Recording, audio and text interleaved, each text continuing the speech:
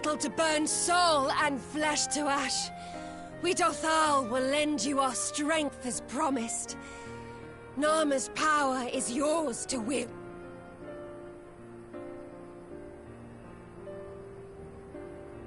What does the sun say to that?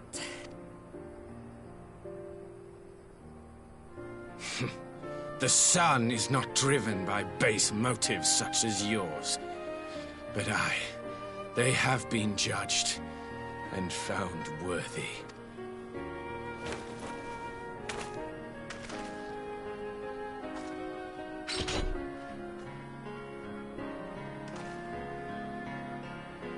It is the way of the Oranir to accord recognition and respect to the strong. You have made sufficient proof of your... You have our thanks. We are glad to call you allies.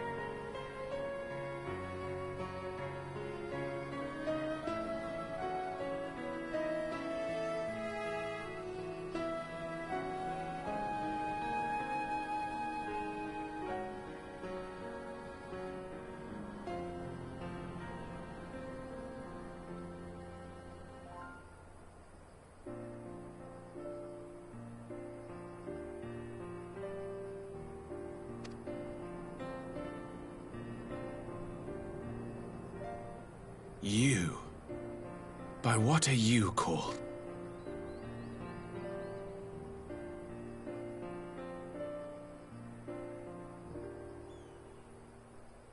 Y'shtola. Why?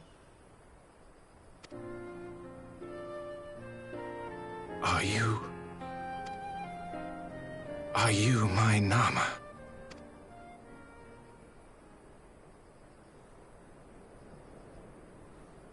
I beg your pardon? In battle, you shone with all the majesty of the full moon's light. Your healing touch, the embodiment of the Dusk Mother's love.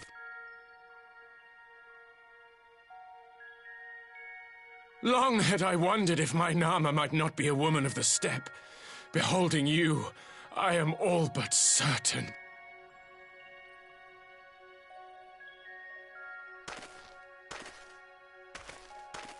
Now, look into my eyes. Could it be? Could you be?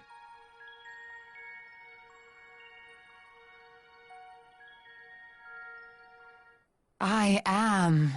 Not interested, little son. Try again when you've become a man.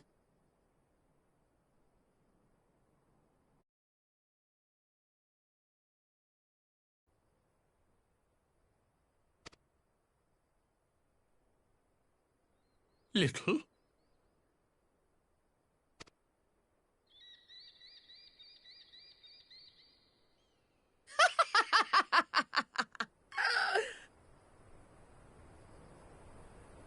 Little son! Little son!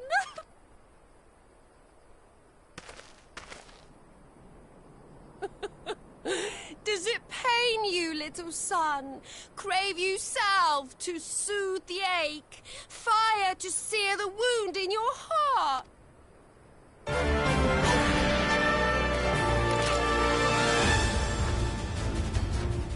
We have wasted enough time here. Sirin awaits for word of our success.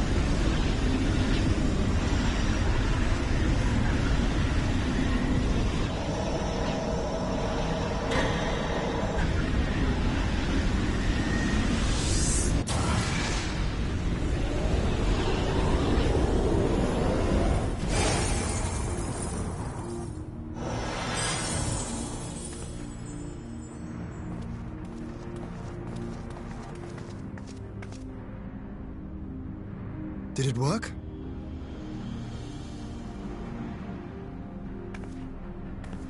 It did.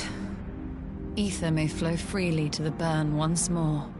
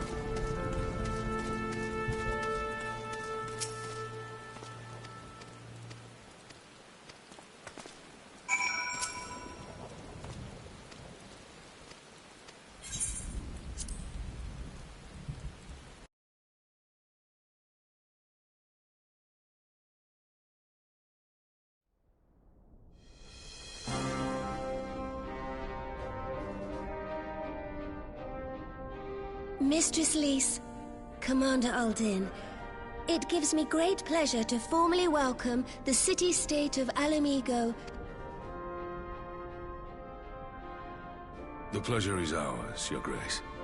I know I speak for all Alamegans when I say that we are glad of this chance to stand with our comrades of the Alliance. And we, for our part, are glad indeed to be able to welcome friends both old and new.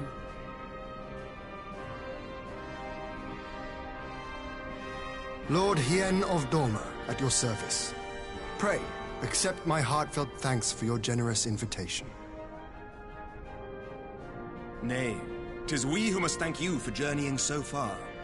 And 'twould be remiss of me not to acknowledge the part the Scions of the Seventh Dawn have played in bringing all of us together.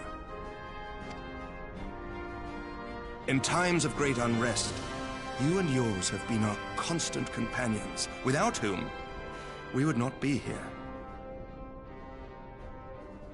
With apologies to Lord Hien and Mistress Alisaie, it occurs to me that we have not gathered in this way since that fateful day in Uldar. The day I lost my arm and my freedom. As I lay in my cell, never did I dream that I would one day be given the chance to represent my homeland at this council. I would not even be alive had you not plucked me from the jaws of death. You, Yugiri, and Alphino. Would that the lad could be with me. I too owe my presence here to Alphino, in so many ways. Until such time as he returns, I mean to carry on his good work as best I can.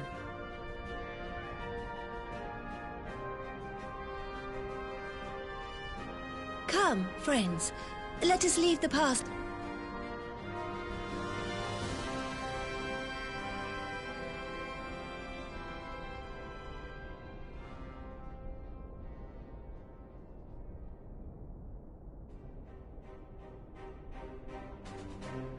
Having heard the rumors of dissent in Garlemald, I dared to dream of a peaceable solution.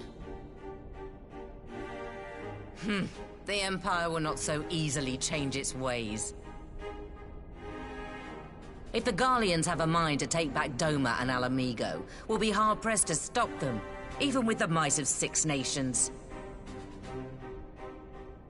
But while we lack the strength to fight the tide, a course may yet present itself, if we read the winds aright. The winds suggest but one course to me. One which leads from the sea unto the river and thence to the source of all our woes. the Ascians. Indeed. All here have felt their blighted touch. It was the Bringers of Chaos who nurtured the Archbishop's tyrannical ambitions. They who bestowed upon him the secrets of summoning, as they have so many others before and since. And while they remain, we shall know no peace. Our objective is clear. The question is how to achieve it. That our enemy parades about in Xenos' skin poses problems in itself, but ere we get to them, how are we to infiltrate the Empire and get close enough to strike?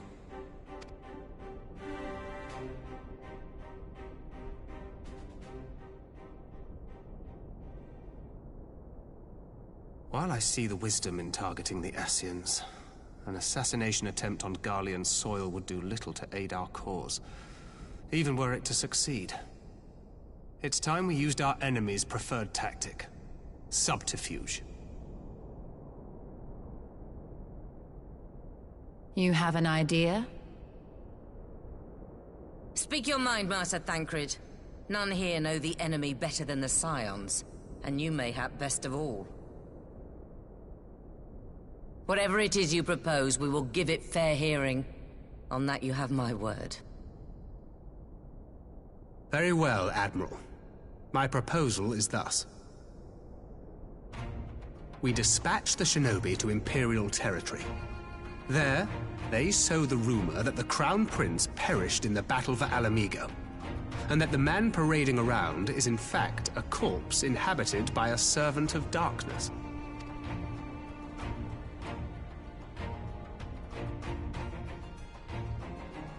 Well, it does have the ring of truth about it.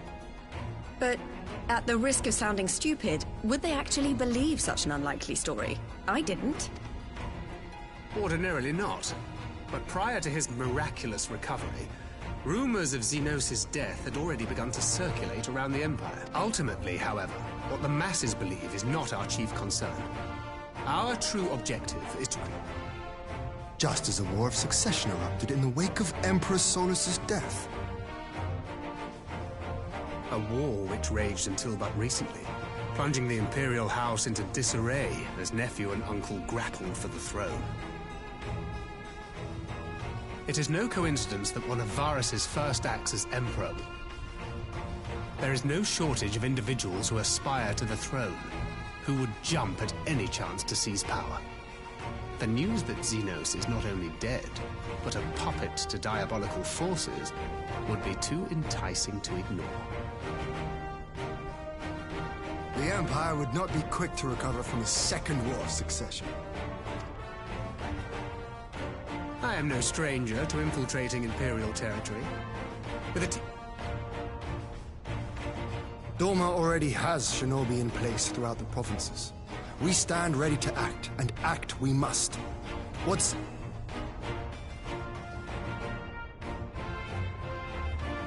I'm for Master Thancred's proposal.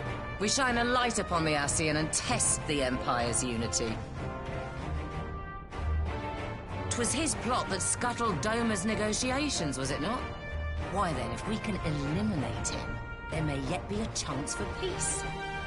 Let us wage this war of subterfuge, that we may one day lay down our arms. Gods know we never will while the Ascians remain.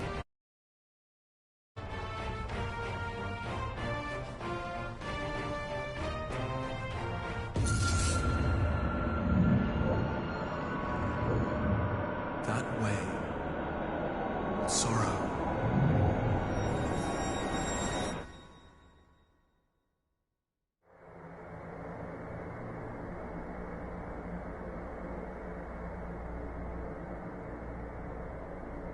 History must be changed.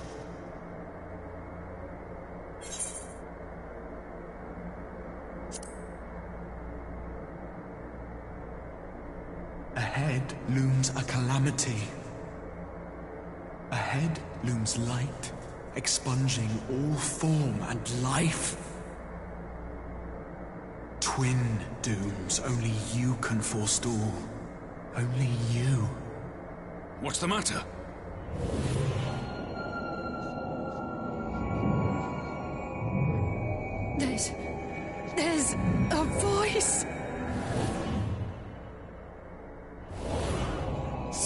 in our midst? Nay, I sense no such presence. Let expanse contract. Eon become instant. Throw wide the gates that we may pass.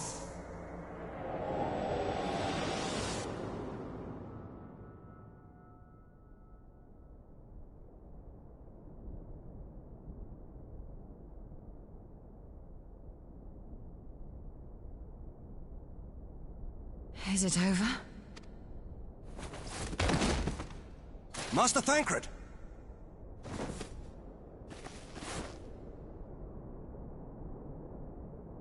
12 for Fend. Bear him to a private chamber. Have every healer make ready. Swiftly!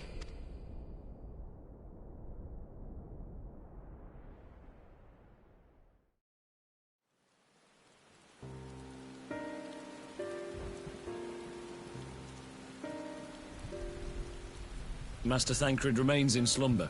Though his vital signs appear stable, he's... What could have done this? And...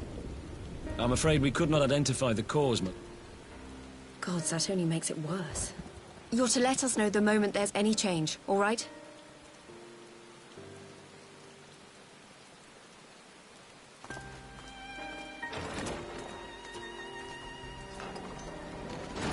Thank you for coming. Knowing Thancred, he would apologize for being otherwise engaged at so crucial a juncture. In gifting us a course of action, Thancred sowed the seed of all that is to follow. We have but to nurture it as best we can. To him, I would say, rest easy, that he may wake to enjoy the fruits of our labors. Now, the matter of the mysterious voice must not be forgotten. Will you tell me exactly what happened? Alizé and I heard a voice in the moments before Thancred collapsed. It was accompanied by a severe headache, as if something were clutching at our minds. Did you experience the same thing?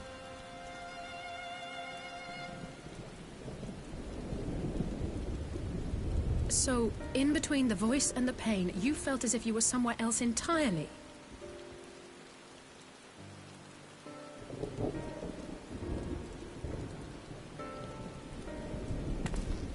Your testimony confirms my suspicion. That which you experienced was, I believe, your soul being plucked from your flesh. Called. Called?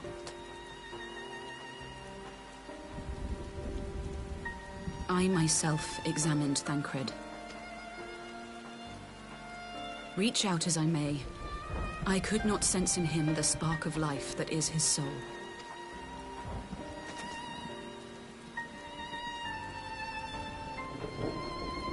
That Thancred alone was stricken so is likely due to his heightened sensitivity to the effects of ether, a consequence of his prior possession by the Ascian La Hebrea.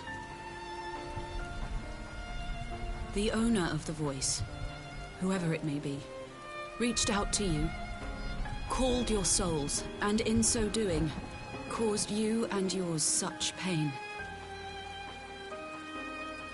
But if that's true, where exactly are we being called to? I know not. Yet one thing is plain. Whoever waits for you on the other side is possessed of a power unlike any I have ever known.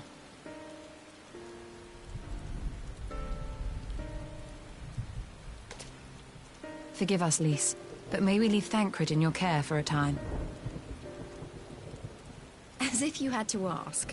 I may not be a scion anymore, but I'm no less a friend. Don't worry. I'll see to it that Thancred's well looked after. Just focus on solving this mystery, all right? Thank you, Lys.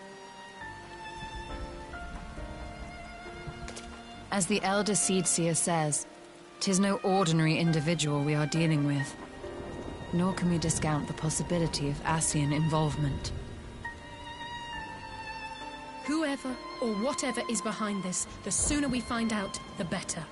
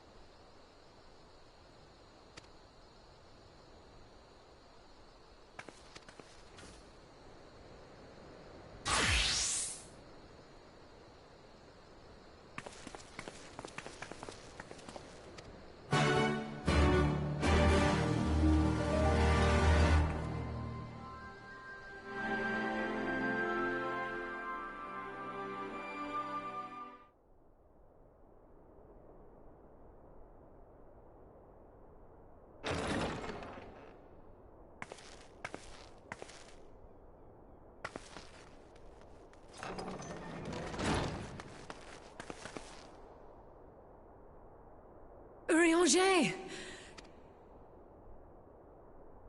Would that our meeting were under happier circumstances. I judged the voice sufficient cause for concern even before you sent word of its effect on our... You heard it too, then? Aye. And all but certainly at the selfsame instant. Alas, pained as I was, I could make little sense of what few words did then reach mine ears.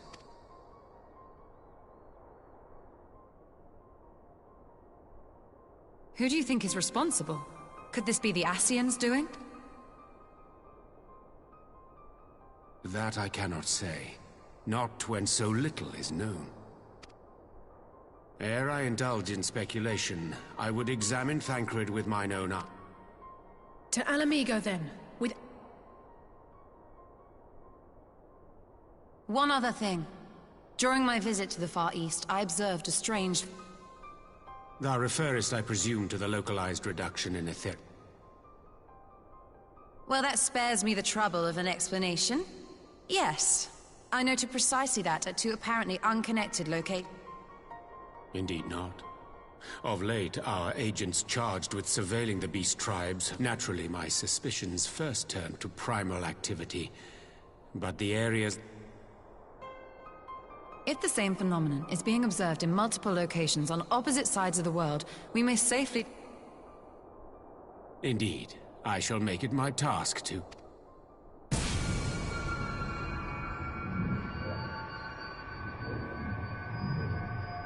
The voice... It calleth to me once more.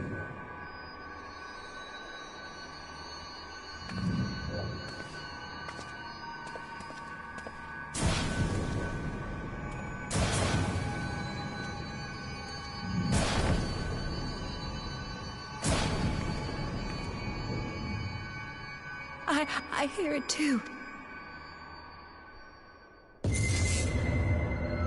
Only you. Only you. No! Ishtola! Roger! Throw wide the gates.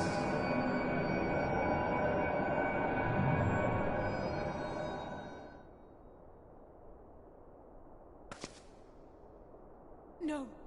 No, this can't be happening!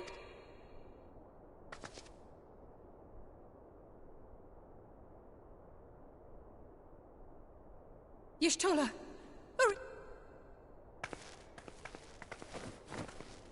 Open your eyes, Say something. Anything! Not again. Please, not again.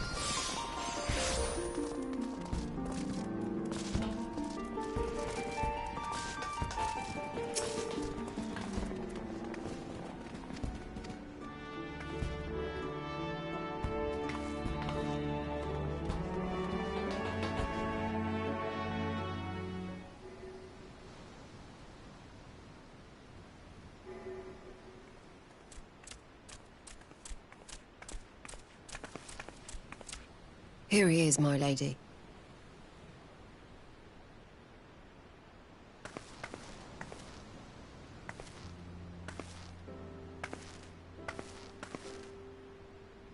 Gabu, it's been too long.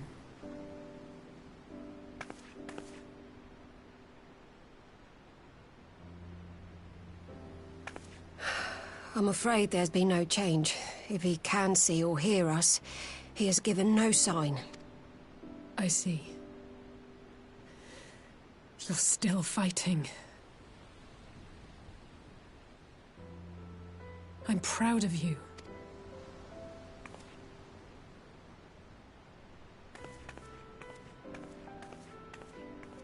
We promised that we would come and visit you together, didn't we?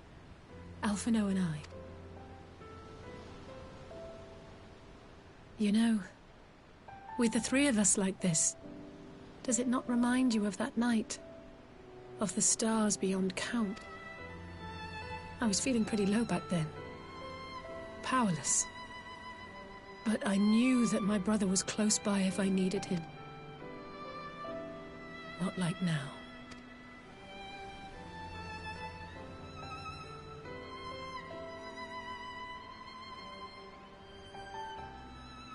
I've seen my share of trouble since coming to Eorzea. Been reminded again and again of my limitations, of how little I can change about this world.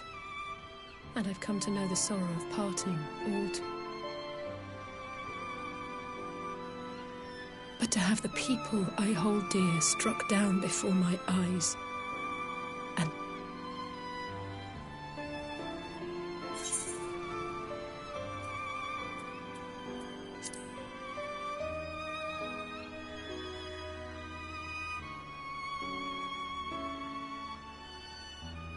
and for that I am grateful. I don't know what I'd do without you.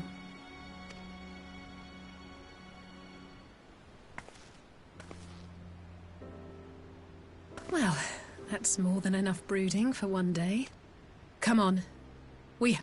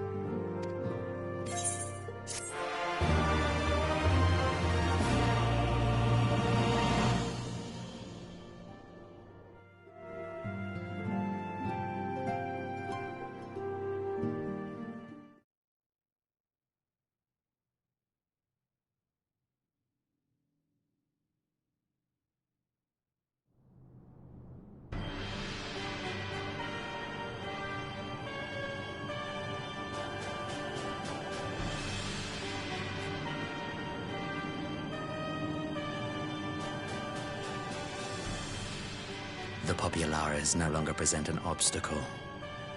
Now is the time to bring the Empire's might to bear. A word from your Radiance is all it takes. But one word and the Imperial army will fall upon Alamigo as a pack of bloodthirsty wolves and tear that feeble nation apart.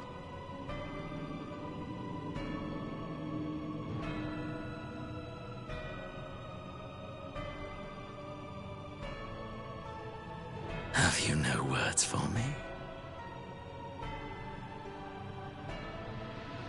Despite the lengths I go to, an emissary playing the part of a fool.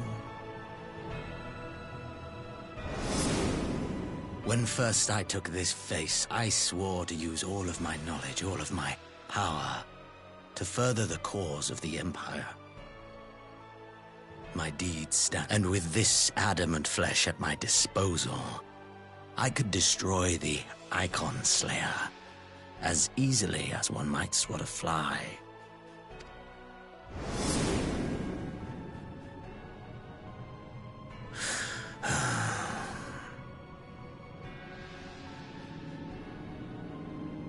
Our enemy is resourceful. Though victory is certain now, it will not remain so indefinitely. Deliberate if you must, but be quick about it. We'll speak again when you have unburdened yourself of doubt. Until then, I take my leave, Father.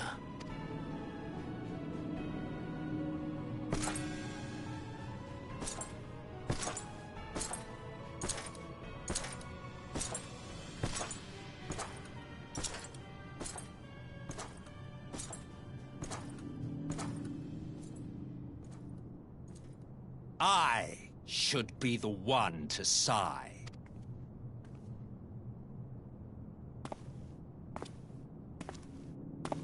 I played my part to perfection. I had earned my rest, and then, thanks to La Habrea's crowning act of idiocy, our favorite emissary sees fit to summon me back. Elidibus was ever a warrior. A most tiresome trait, would you not agree?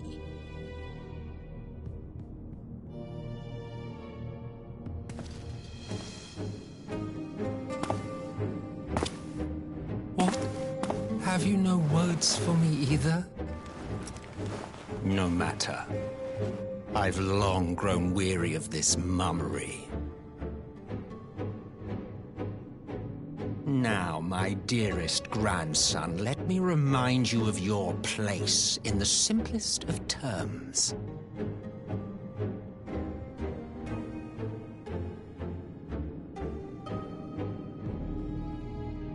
You do not make judgments, you administer them.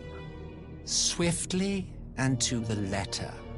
Naught else is your concern.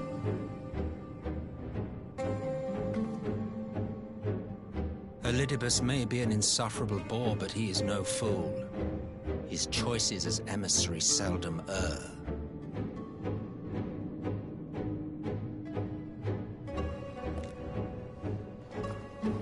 If aught threatens the balance twixt light and dark, it falls to you to remove it. Be it by your own hands or by your armies, you have ample means at your disposal.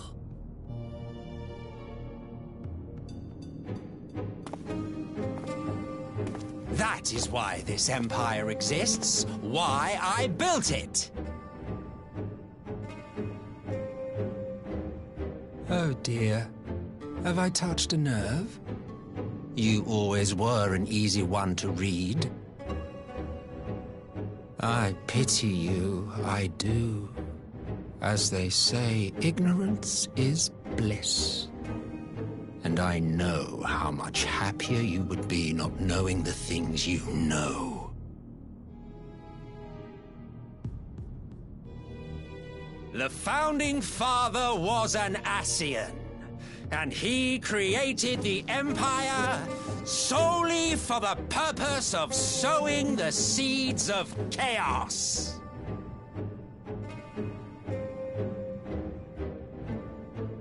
Don't take it personally. I merely do my duty.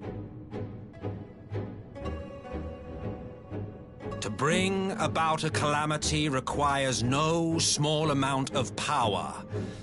And there is no surer way to obtain such power than by collecting powerful pawns.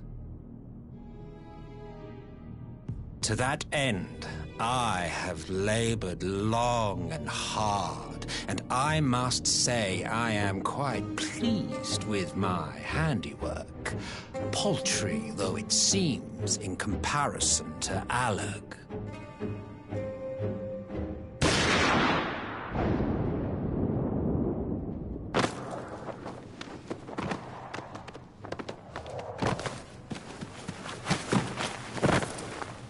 You fiends are overfond of your own voices.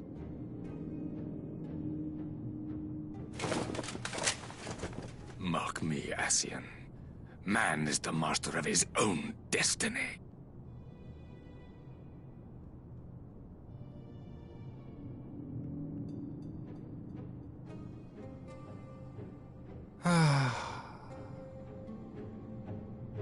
Such a waste of time and energy, both yours and mine.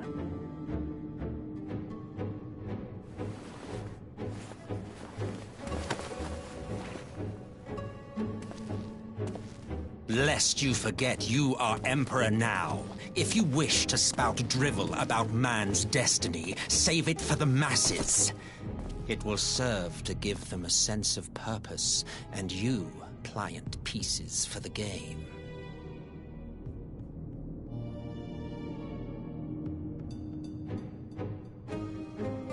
Oh, do stop sulking, boy. You, of all people, should understand. Ours is a struggle to restore both mankind and the world to their rightful state. Viewed thus, our goals are one and the same.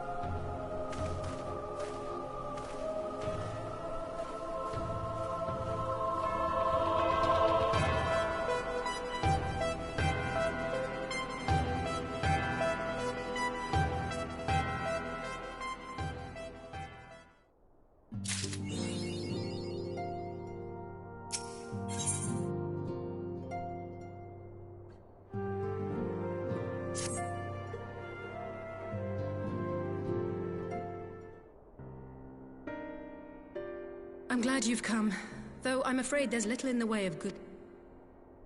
After you left, we reached out to both the Alchemists Guild and Stillglade Fane and attempted all... But the results were always the same.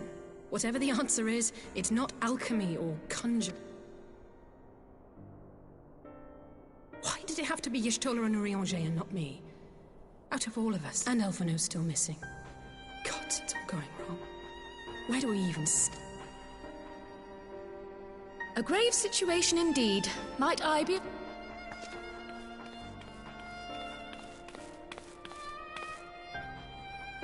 Cryle! I did not think you well enough to travel. When word reached me of the plight of our friends, I could not well stay away. As a fellow scion, not to mention your erstwhile mentor, this is... Yes, I should have thought of that. Thank you for coming, Cryle. And I should be happy to provide it. My life's goal is naught less than the salvation of this star.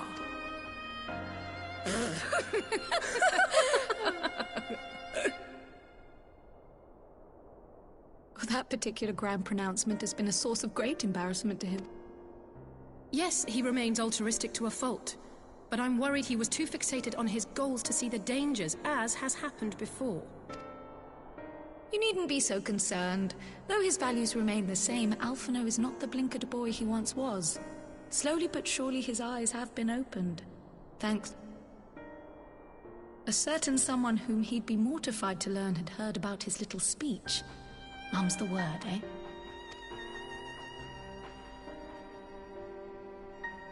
Right, I'd better have a look at our patients. They're in the infirmary, I assume. I'll need absolute quiet, so it would be best if I did this alone. If you'll excuse...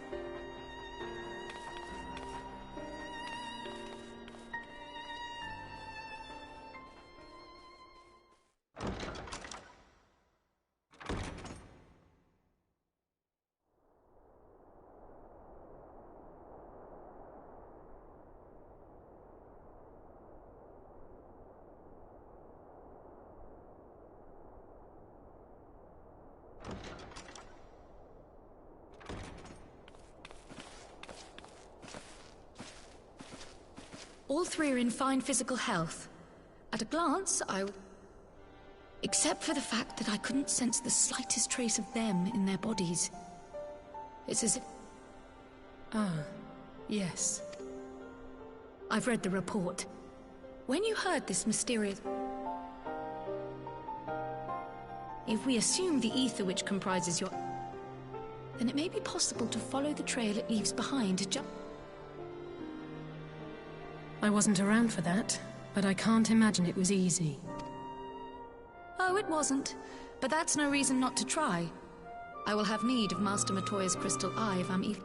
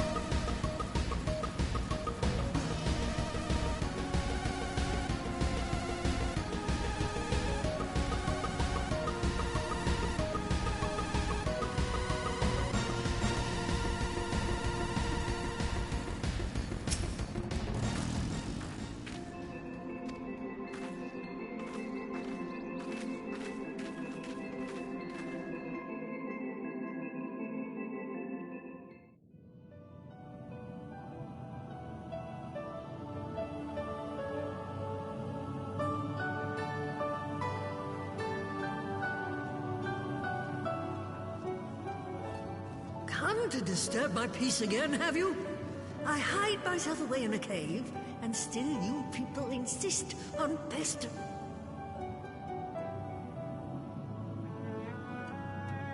Oh, I mistook you for young what's-his-name, but I see now you're the sister. Weren't you supposed to be the lively one? I've seen happier faces at a rain sop. Well, I'm sorry to dash your expectations, but the situation isn't Ha! That's more like it. Stoller used to spit and hiss like a wildcat too. Better for a young thing like you to be filled with fire and leave the doom and gloom to your elders. Now, what exactly does this tragic situation... If I may, Master Matoya, we have need of...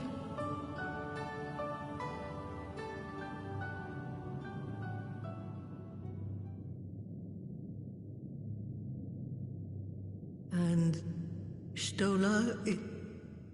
Very well. She may be an ungrateful stray, but she's my ungrateful stray, and I'll not see her buried before I am.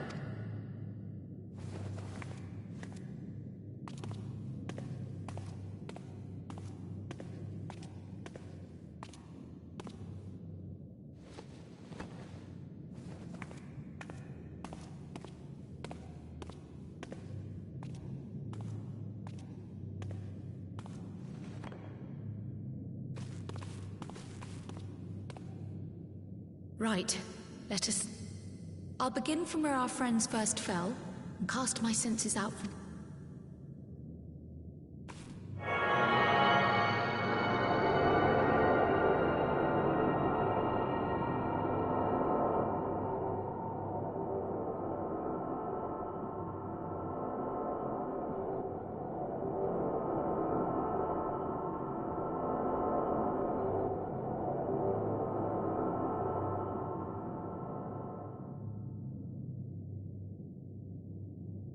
What is it? Did you find... This doesn't make sense. How is it... How is what possible? Kryl, what... The threads, they just ended. And no, I didn't lose track of them. I followed them as far as they went. It's as if they were cut off. Could the ether have dissipated if it had? Oh gods!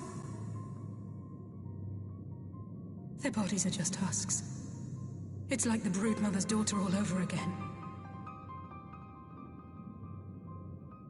No, this is different.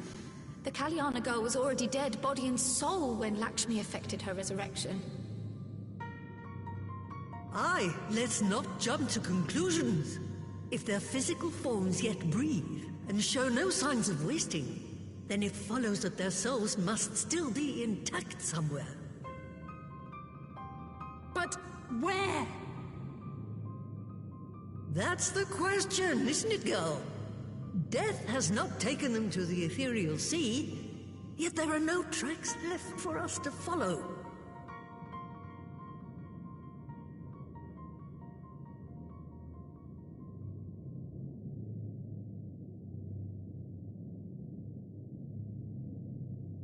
We're no closer to an answer than when we started.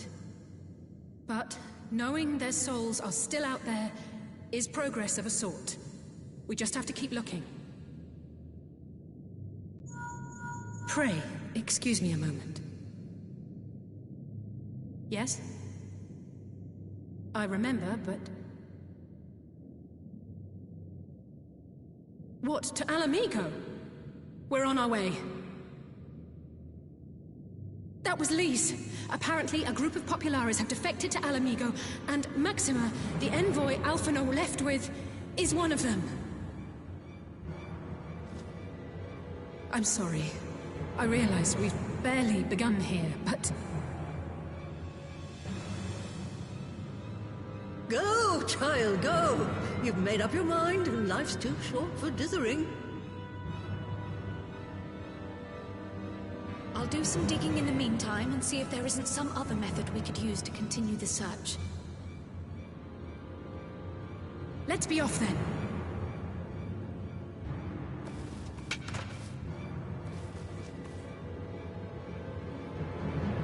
Oh, not again. The enchantment barely seems to take these days. I chalk it up to old age, but I'm not doubt it's that simple.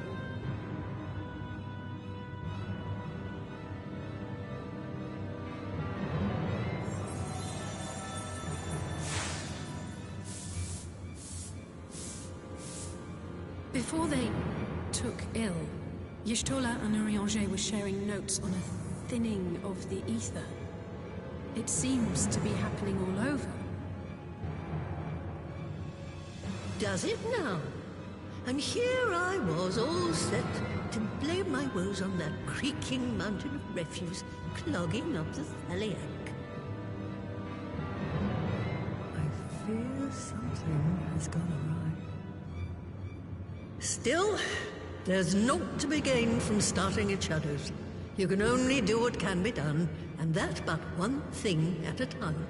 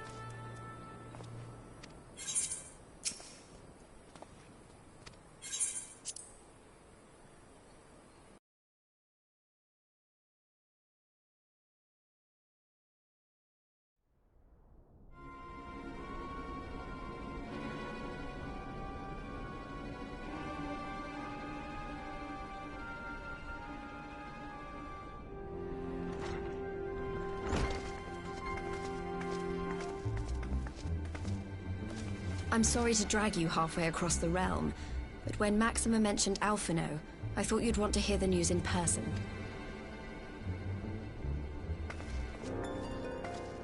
Ah, we meet again. Though I was hoping our reunion would be under more auspicious circumstances. What happened to my brother? Where is Alphino? Never fear, my lady. Your brother was in fine health when I took my leave of him, and I have no reason to assume that has changed. You assume? If you will allow me, I shall endeavor to explain events. Our troubles began not long after we departed Doma. While crossing the burn, we were fired upon by the Emperor's personal guard and forced to make an emergency landing. As we stumbled from the wreckage, our attackers fell upon us again, and we would have perished there and then were it not for the intercession of a third party, a band of mercenaries whose leader claimed to pursue a vendetta against the Ascians. This Shadow Hunter, as he styled himself, then escorted us out of the wastes to relative safety. Upon arriving back in civilization, I gathered my Populares colleagues and prepared to flee the Empire. Well, at least he's not lying in a heap in the burn. Tell us more about these Ascian hunters. Who are they? And is Alphino still with them? He is. As to who they are, I'm afraid I have nothing to tell you. They would not even reveal their next destination. But Master Alphino asked to accompany them all the same.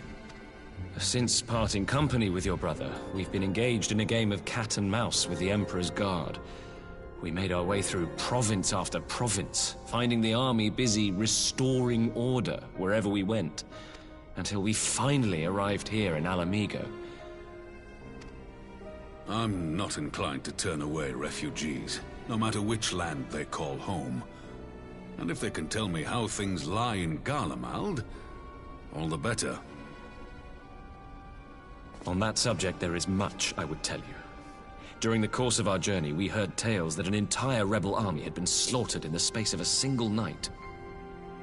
It would seem my former comrades grew tired of putting down uprisings in the conventional manner, and chose instead to bring a formidable new weapon to bear. Details were sparse, but the rumor alone was enough to dampen the flames of rebellion.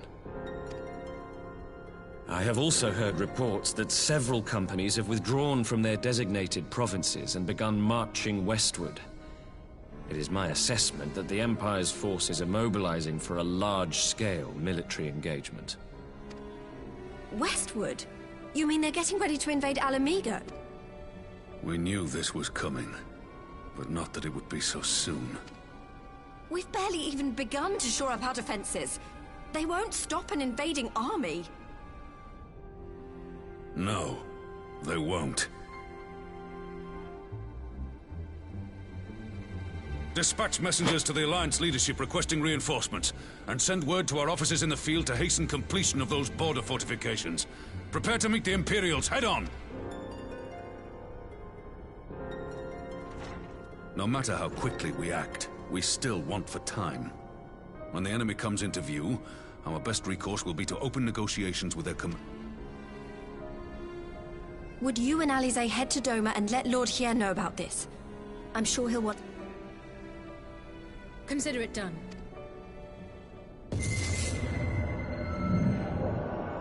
Untold sorrow must be changed. Ahead looms a calamity. Eon become instant. Throw wide the gates.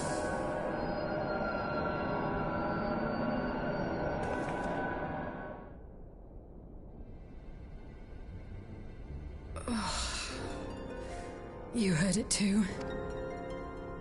Well, at least we're both still standing.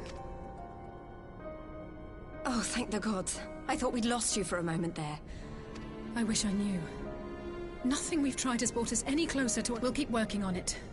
But first, we need to go and see Lord Hier.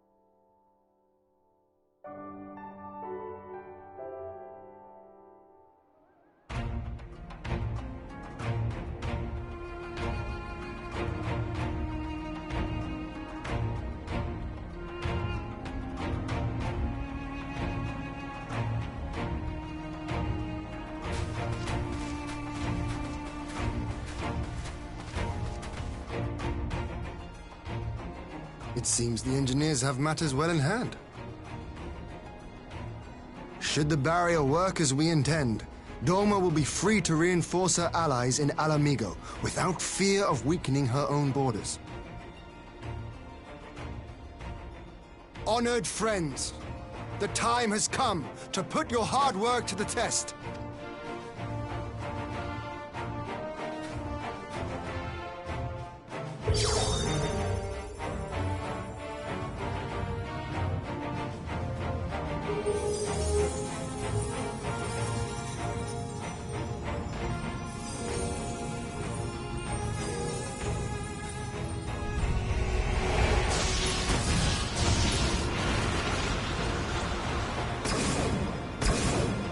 Node 1 is operational. Nodes 2 to 8 are reporting similar energy levels.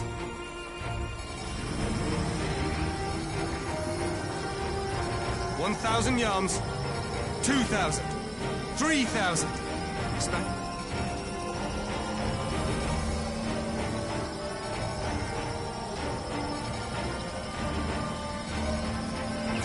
4,000. 5,000.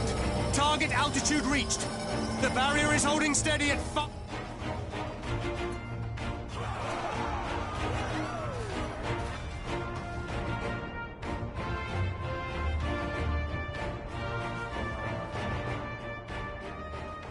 Is that an Imperial airship? But this is a gift, Mistress Alize. They can test on...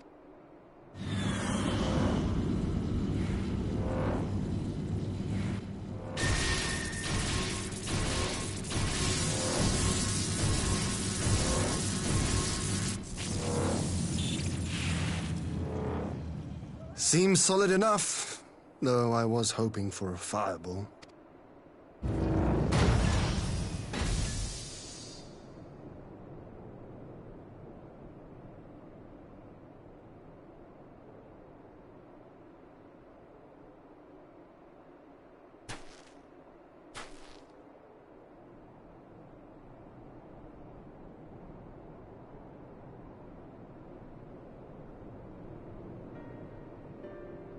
By the gods, it's Alphino.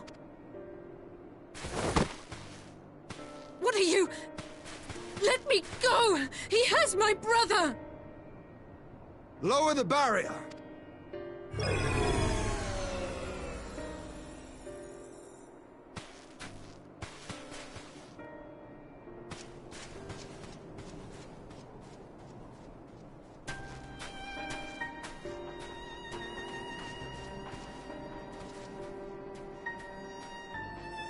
Be at ease, girl. The lad is not dead, merely locked in slumber. No, not him too.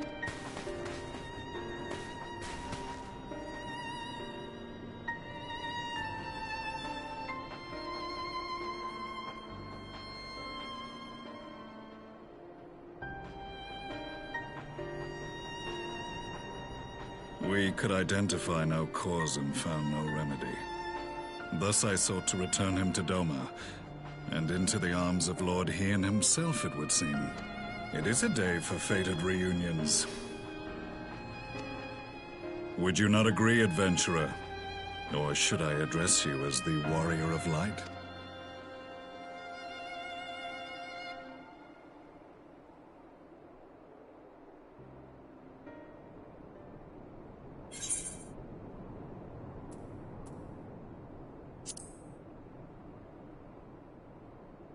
I, Gaius van Baelsar, the Black Wolf. That was the title I was given, one I have long since relinquished. Stand down. The legatus of the 14th Imperial Legion died in Castrum Meridianum. I am no more than Gaius Baelsar, a man without rank or allegiance. Impossible! There's no way you could have survived! Do you remember how it unfolded? How I was deceived by La Habrea? How I was convinced that reviving the Ultima weapon would allow me to bring peace to Eorzea? The Ascian used me, as he used so many others, all to further the restoration of his wretched god. Yet even with the might of Alec at my command, you bested me. And as the Praetorium went up in flames, I was content to burn along with it. For a moment, at least. A moment of folly. To surrender my life thus would have been to betray all who died for my cause. It was for them that I dragged myself free of the rubble, and swore vengeance on the Ascians.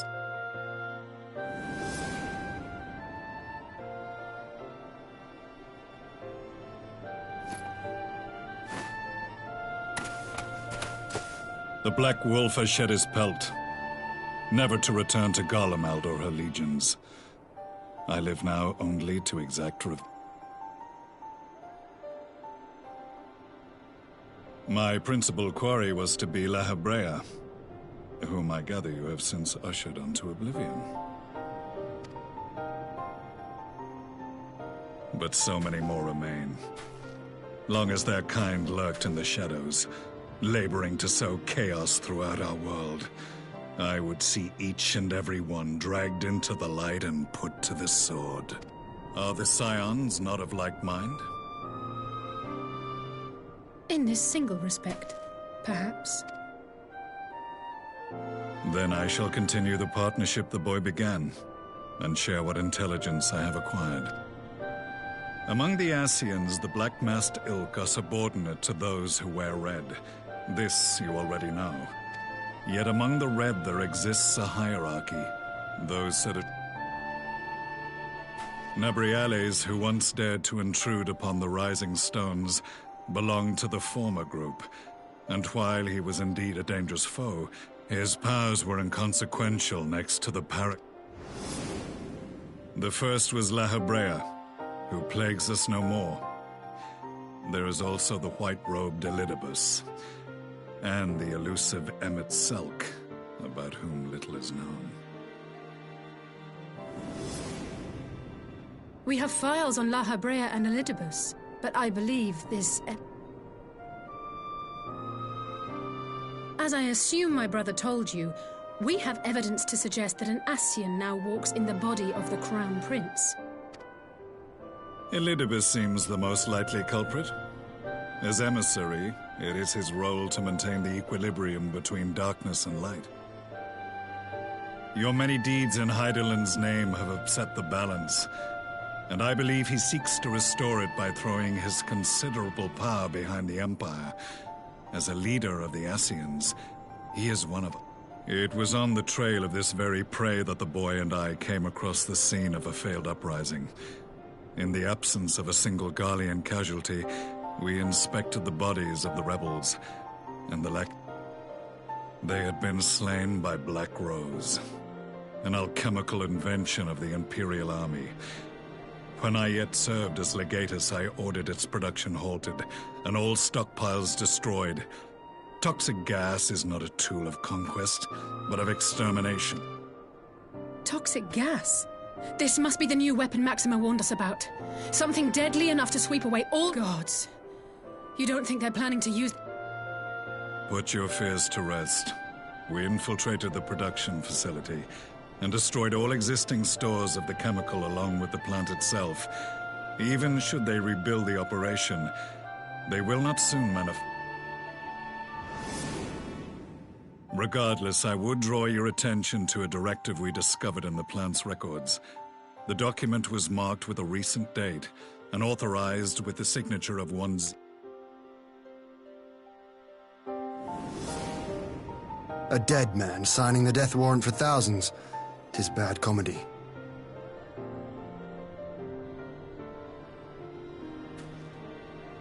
But the tale does not end there. Within that same facility was a chamber filled with devices of elegant design. Cloning technology, we realized. And what should we find in each and every incubator? But a...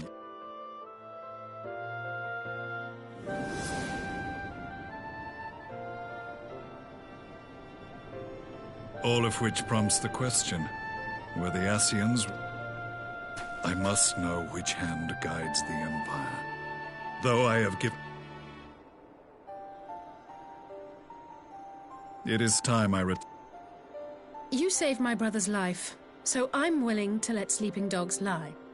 But in truth, it's not my decision to make.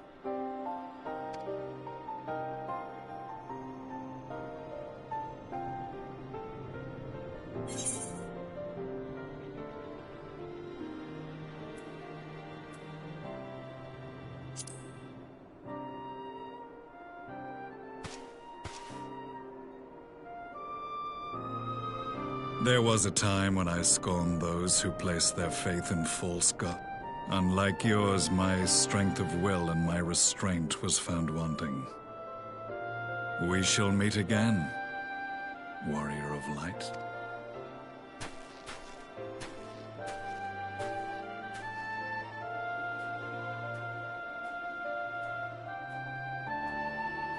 So that was the infamous Black Wolf.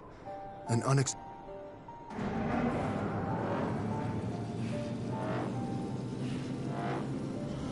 Well, I am content to leave the fine-tuning of the barrier to cleverer minds. Let us bid our friends from the Ironworks farewell, and see what can be done for Alphino back in Dorma.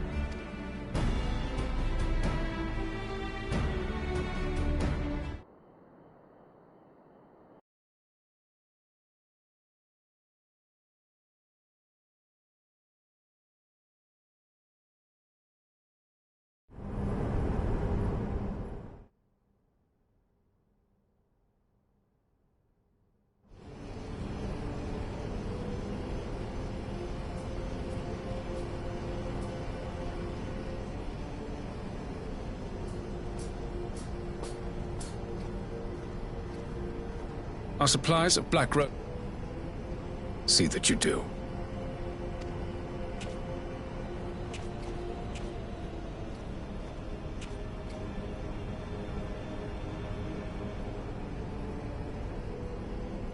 Ah, yes, the infamous Black Rose. If I recall correctly, Gaius did not much care for the invention.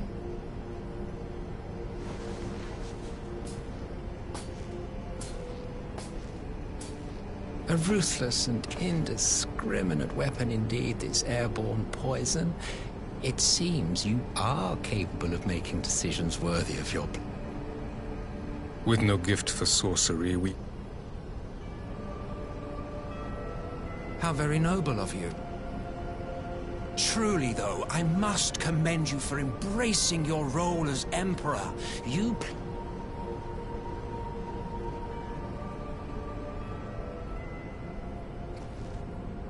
A silent agent of death. Now that I think on it, Black Rose may well possess the perfect aspect. Slowly but surely, the deluge of light has worked upon the ether here in the source, and the gas should be most susceptible to its influence. Well, I shall leave you to your own devices. Go forth and bloody the land with your grand and glorious war.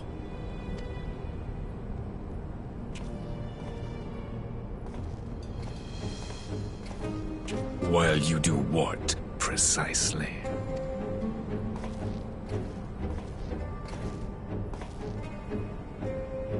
Need you ask? I will be doing what all Ascians do.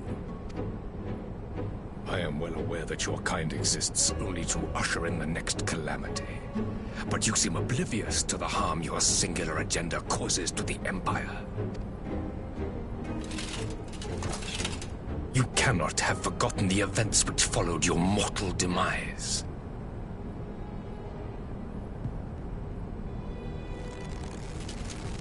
Our homeland was plunged into civil war for your failure to name a successor. The edifice you so carefully constructed was but a hair's breadth from collapse.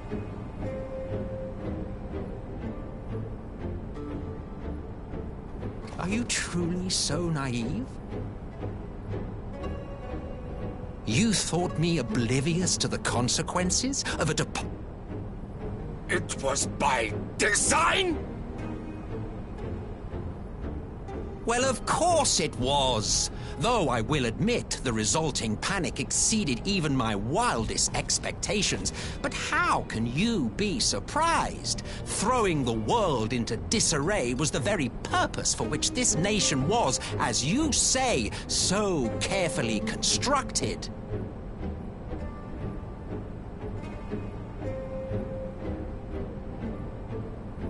Now, if you have no further questions, I must be on my way.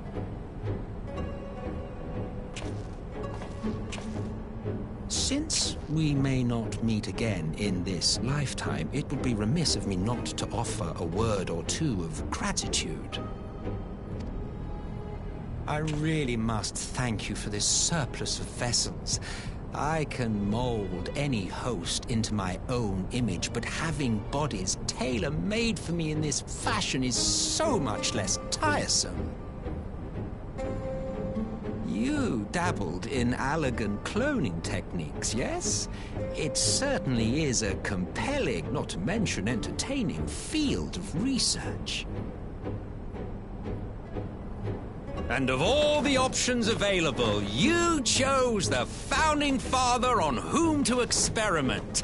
You have a twisted streak to you, Varus, like grandsire, like grandson, hey?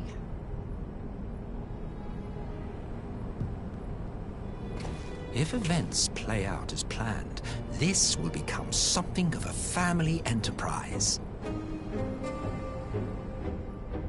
You will be the capstone of this world, I the anchor and shard, and together we will give the lie to this star's fraudulent existence.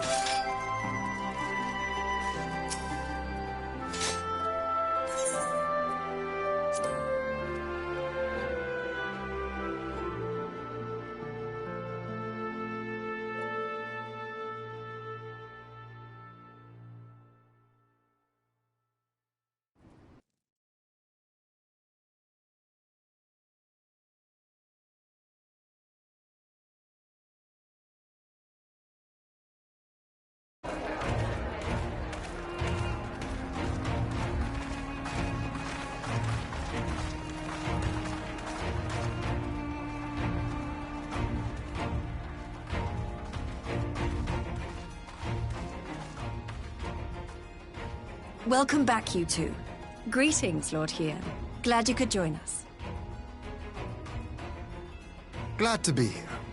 I would have come sooner, were our own defense is not in question, but I am pleased to report that our soldiers are assembling for deployment. We're grateful for your support. Thanks to the efforts of our allies, it won't be long before we've established defensive positions on this front.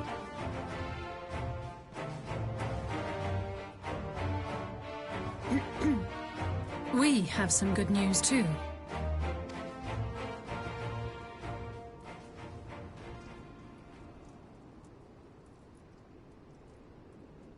So, Alphino won't wake up, Gaius van Baelsar is alive and hunting Ascians, and the Empire is planning to poison us all with toxic gas. Does that sound about right? Ordinarily, any one of those things would have left me in shock. But the way things have been lately, it's all... Getting back to your report, are we sure this Black Rose is the weapon Maxima was talking about? It fits the description. And it seems we have Alphino to thank for sparing us an early demonstration of its effectiveness. I have a feeling this won't be the last time his bravery in the Empire will serve us here in Eorzea. The threat of an unknown weapon has had us all on edge. But now that we know what we're dealing with, we can take steps to defend against it. As for Gaius, I'm not sure what to think. Am I happy he's alive? Not in the slightest. Am I happy he's hunting Ascians? Aye, I'd have to say I am. Oh, speaking of Garleans you didn't expect to see, we have a tale of our own, as it happens. When we sent envoys to the Imperial Army to request talks, they returned with the message that Varys Zos Galvus would be attending.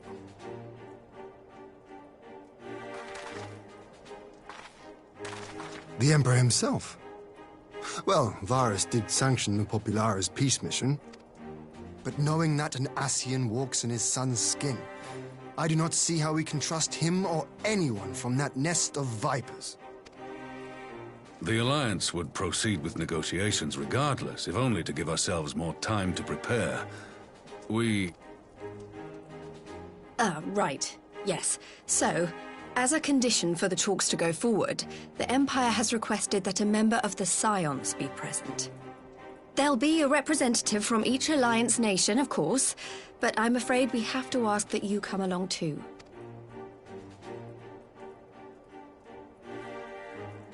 God, Lise, you know how much I hate politics.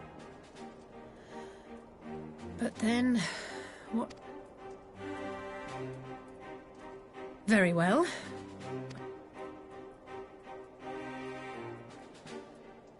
In case you're wondering why I didn't ask you, the Empire also requested the presence of Eorzea's champion.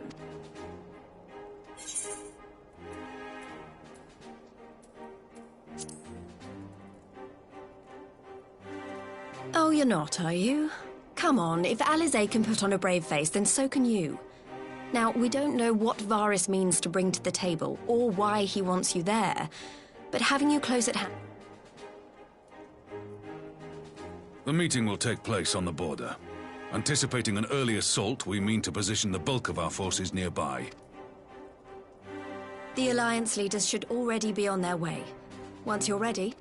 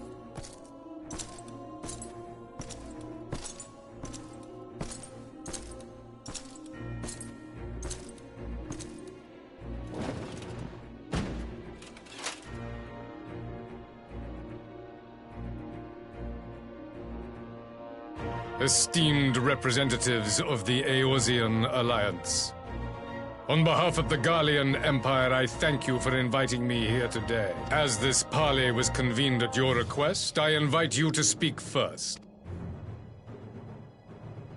Very well, Your Radiance. I, Nanimo Ulnamo, 17th in the line of Ul, should be pleased to apply.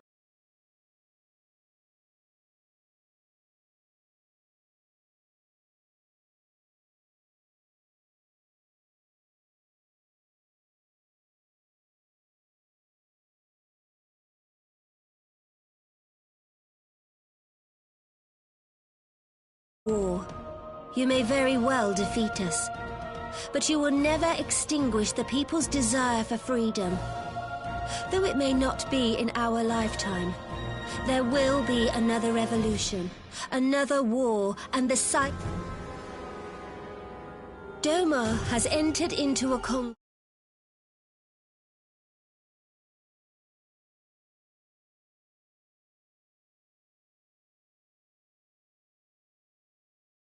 could be afforded similar treatment. You need only set aside your ambitions and join us in paving a path towards peace.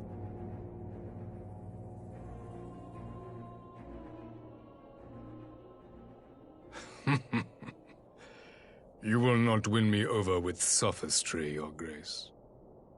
As you know only too well, this alliance lacks the strength to keep the peace within its own borders. Even now, your struggles with the Beastmen continue unabated.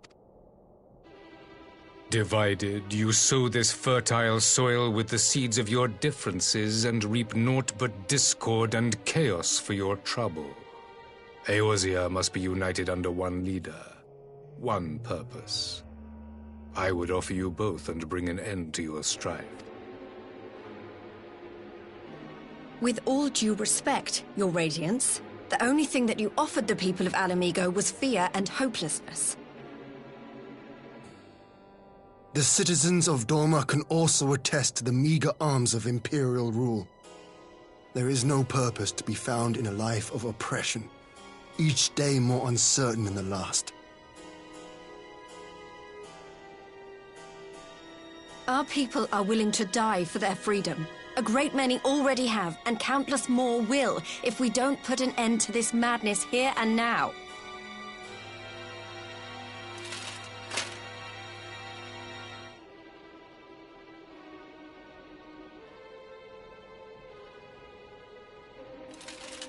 We brought order and stability to your lives. This madness and bloodshed is of your own making. You broke the peace, not Garlemald.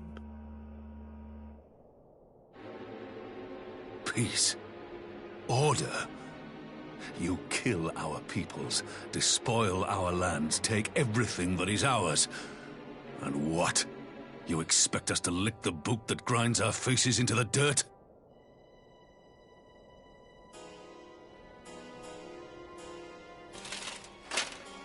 I expect you to weigh the costs. To recognize the countless lives have been lost on both sides in pursuit of a greater good, and to not squander all we have achieved in a fit of petulance.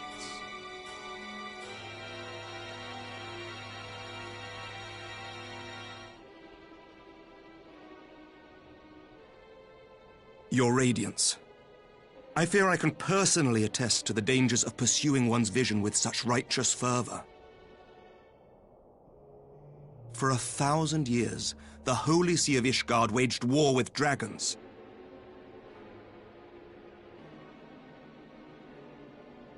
A 1,000 years of sacrifice, of sorrow and hate, in which we bathed in the blood of friend and foe alike. Had it gone on any longer, we may well have drowned. Yet we have chosen to raise ourselves out of this bloody spiral, and have since made peace with our former enemy. So I understand. No doubt the dragons were more receptive to your overtures in the wake of their leader's demise.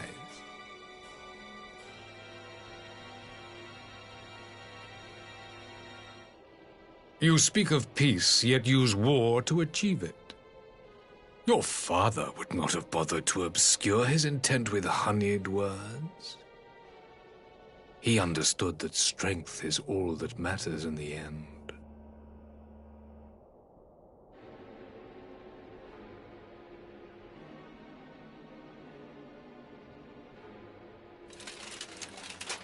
Without his clarity of vision, I can but wonder what will become of Ishgard and her people.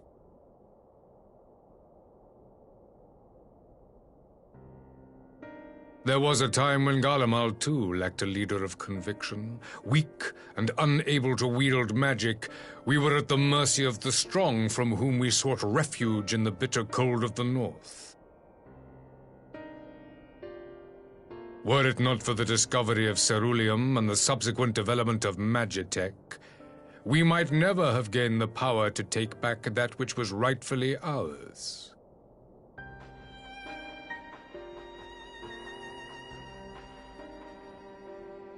You speak as if your people were the first to have been driven from their homes. Limsa Lominsa was built by wayward souls in search of a place to call their own.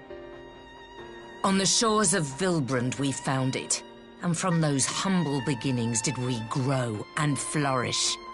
And all without robbing our neighbors of their liberty.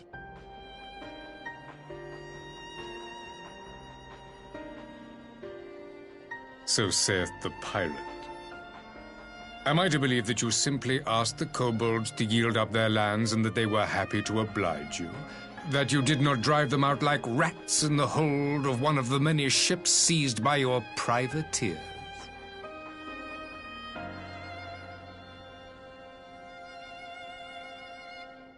I will concede that after centuries of exile, reclamation may be mistaken for invasion. Nevertheless, it is not. And those who till stolen soil have no right to object when cast out in turn.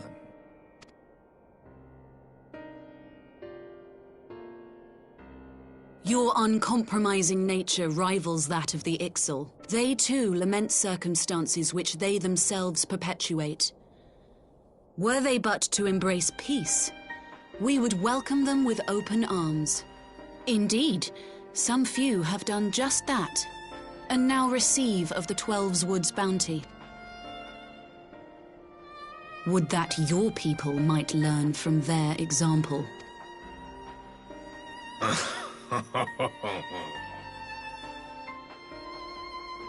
You dare compare us to the Birdmen? You who thought to invoke the 12 and threaten all of creation?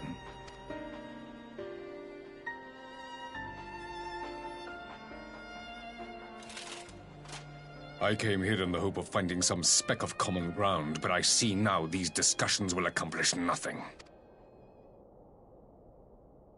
Despite what you people may believe, I am not wont to choose the sword over the olive branch. 'Tis but a pity men are loath to accept one without first being shown the other.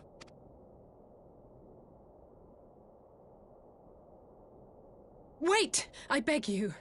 This meeting was supposed to be a chance to find a way forward together, not to bemoan the missteps which brought us here. Please. If you truly consider violence a last resort, there must be a way we can come to an agreement.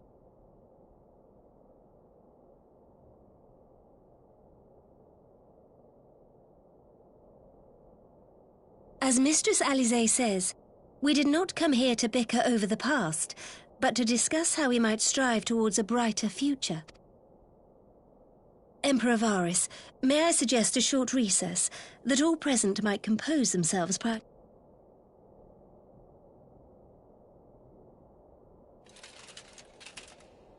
Very well. I pray this intermission will suffice to move these talks in a more constructive direction.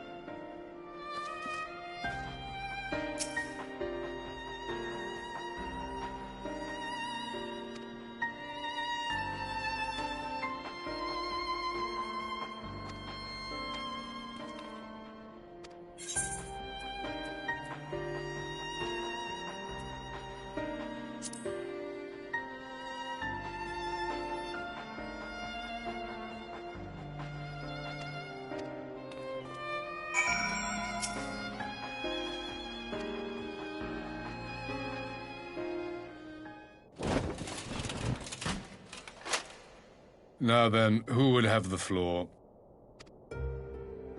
Before we resume, I wish to offer you an apology. After you graciously accepted our invitation to discuss an armistice, we have done naught but rebuke you at every opportunity. I believe I speak for all of us when I...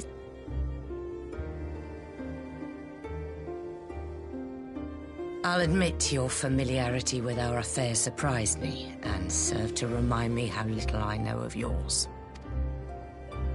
I think all here can understand the desire to reclaim one's homeland. But why expand further? That is my question. If I may, the answer can be found in the Imperial doctrine they took great pains to impart to my people.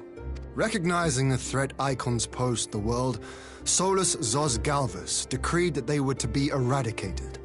To this end, he began a campaign to unite all lands under the Garlean banner. Or so we were taught. Yet the Emperor only reached the burn, the Baron said to have been laid waste by icons, after conquering all the lands that lay between. What is more, I am quite certain the practice of summoning was not nearly so widespread in the days before the Empire's founding. When you put it like that, it all starts to sound like an excuse, doesn't it? But to distract from what? Why are you really waging this war?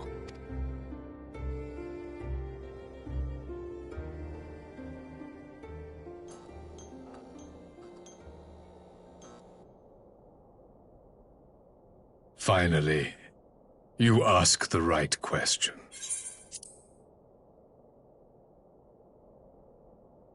I can but hope you heed mine answer and at last accept the righteousness of our cause. My goal is this: to return the world to the way it once was, the way it was always meant to be. In doing so, mankind will be made whole once more.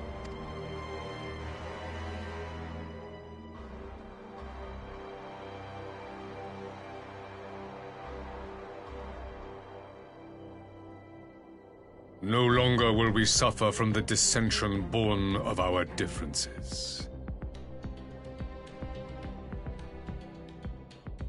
There will be but one race, a perfect race, as we were when time began. What in Rorga's name are you talking about?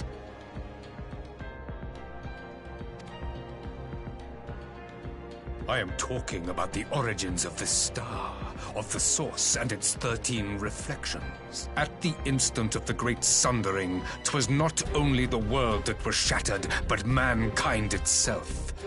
Thus were we divided into myriad races, each with its own unique imperfection.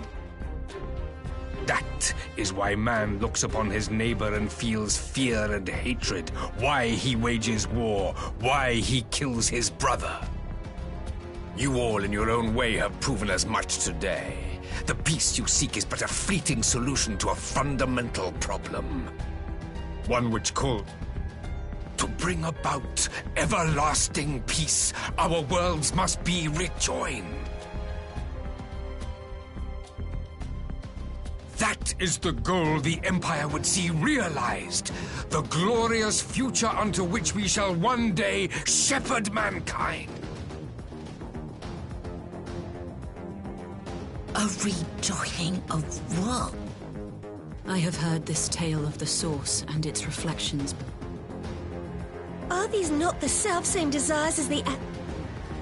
Emperor Varys! Do not trust in their words. They will lead you to your doom. My father thought to use them, but in the end he succumbed to their temptations. He embraced summoning like so many other pawns before him. Do not tell us you mean to do the same.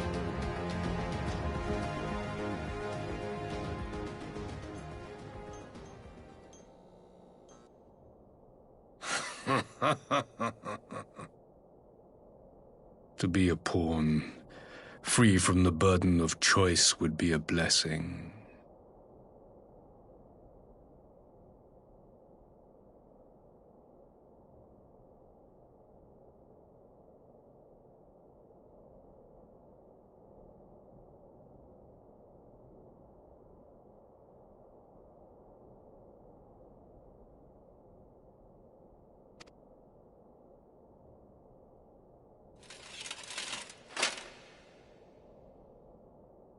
But I forswore that privilege the day I learned that the Garlean Empire was built by the hand of an Ascian.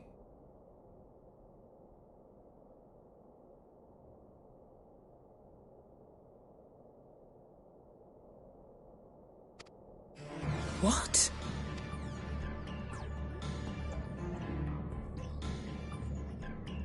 Yes.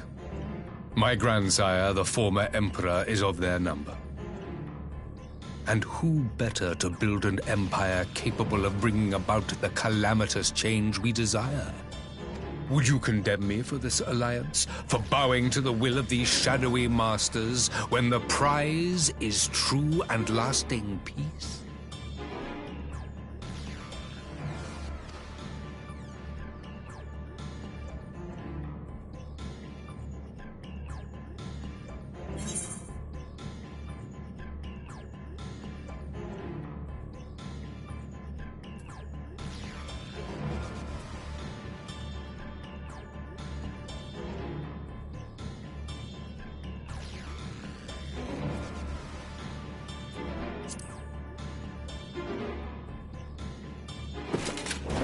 I come not to conquer, but to liberate. To free man from the prison of divergence. Imagine a world united. One perfect race beneath a single standard. An army before whose might these servants of darkness and light would fly as leaves in a storm, never again to meddle in man's affairs. We would be the masters of our own fate.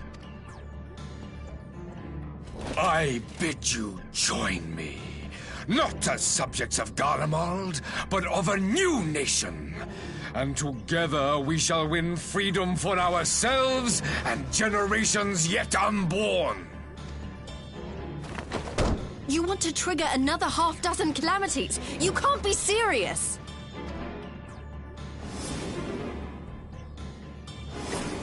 Have you forgotten how many died? There will be no one left!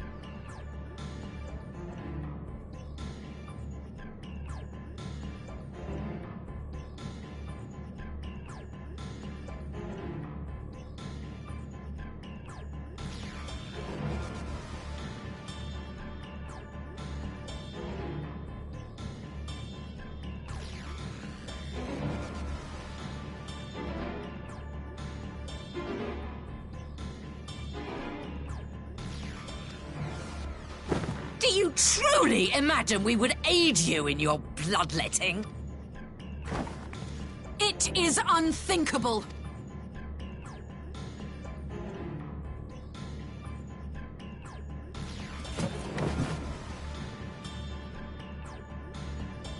And what is the alternative? To be as cattle waiting for slaughter? I would have us work together that we might take fate into our own hands. Into your hands, perhaps. But what of the other worlds, your radiance? With every calamity, you obliterate a star and every soul that dwells on it. To the Ascians, we are all but tiny, momentary specks within an indifferent universe. We cannot hope to oppose them until we have been made whole once more.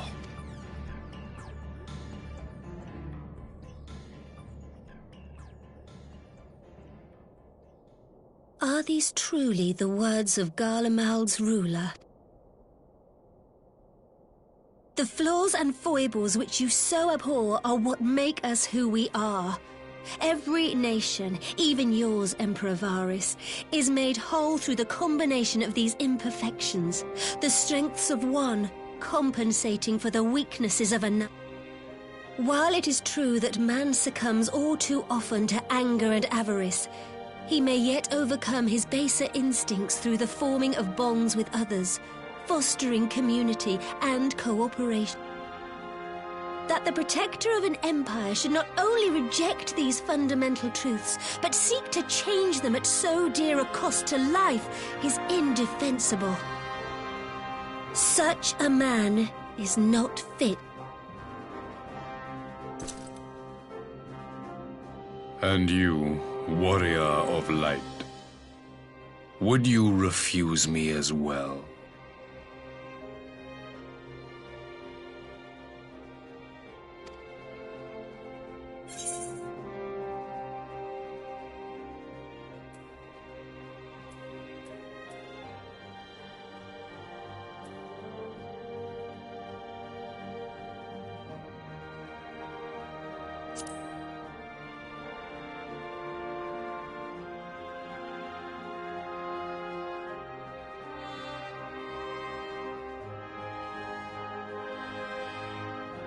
It would seem the Alliance is of one mind on this matter.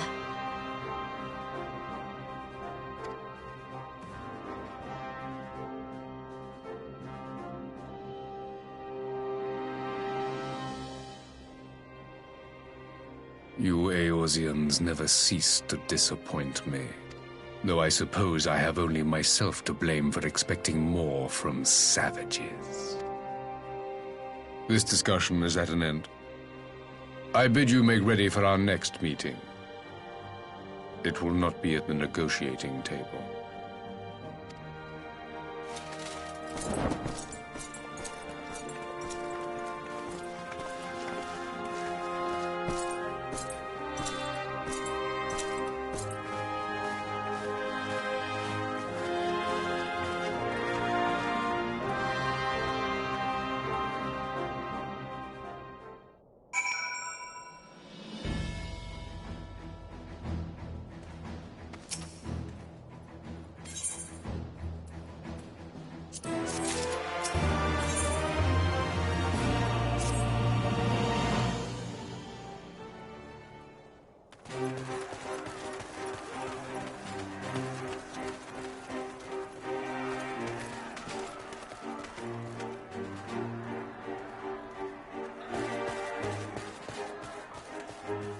I'm not sure what I was expecting from our meeting with the Emperor, but it wasn't that. Still, at least we know now what he's written. Aye, a future built on a mountain of bodies. I too want the Ascians dead, but not at any cost. The last of the reinforcements from Dorma arrived not long ago. I pray it will be enough.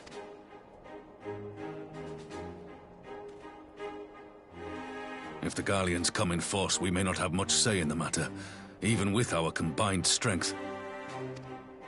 We knew from the first that the odds would be against us. But if there is even the slightest chance... We must seize it, full stop. Hear, hear!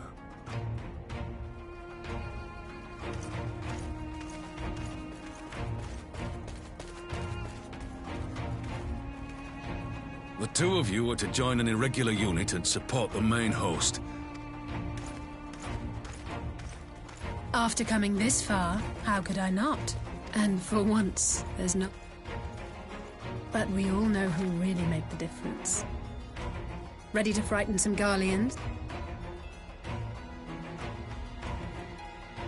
I wouldn't want to be on their side. Might I ask you to accompany the Dorman contingent? They are strangers here, and your presence would do...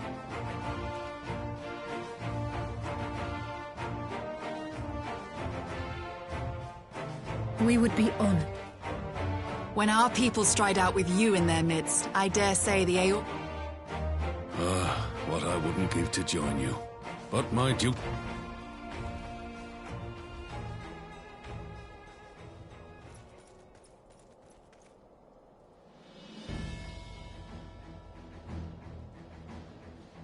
Comrades, ready your arm.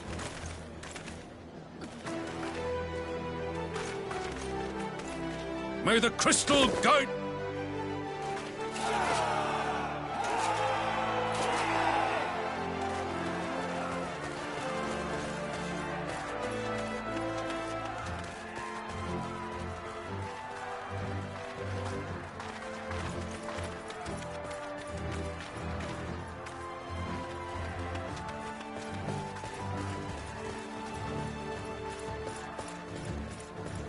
Since the others couldn't be here, we'll have to fight twice as hard. If Alphino wakes to find the Imperials have won, I shall never hear the... It's strange. I thought I would be terrified. I should be terrified. But with... So please, don't you dare leave me alone.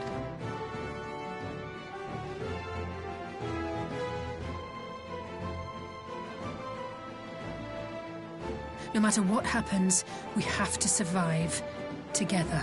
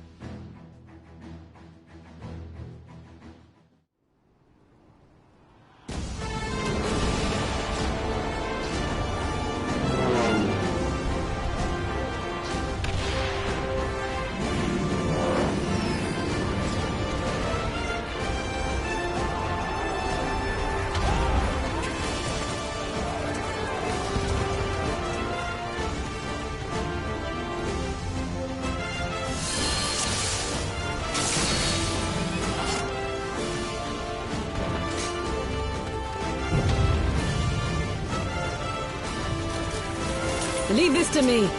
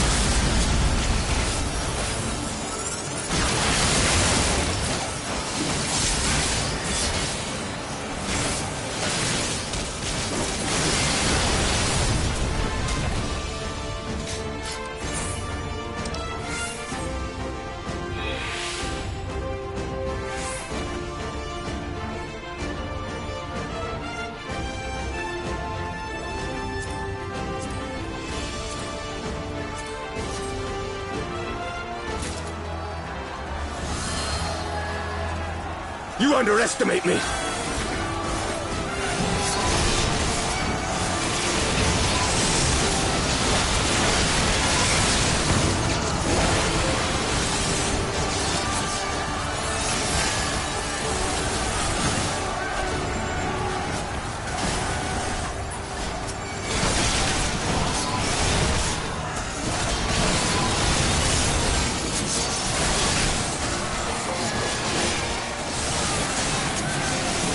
Out of my way!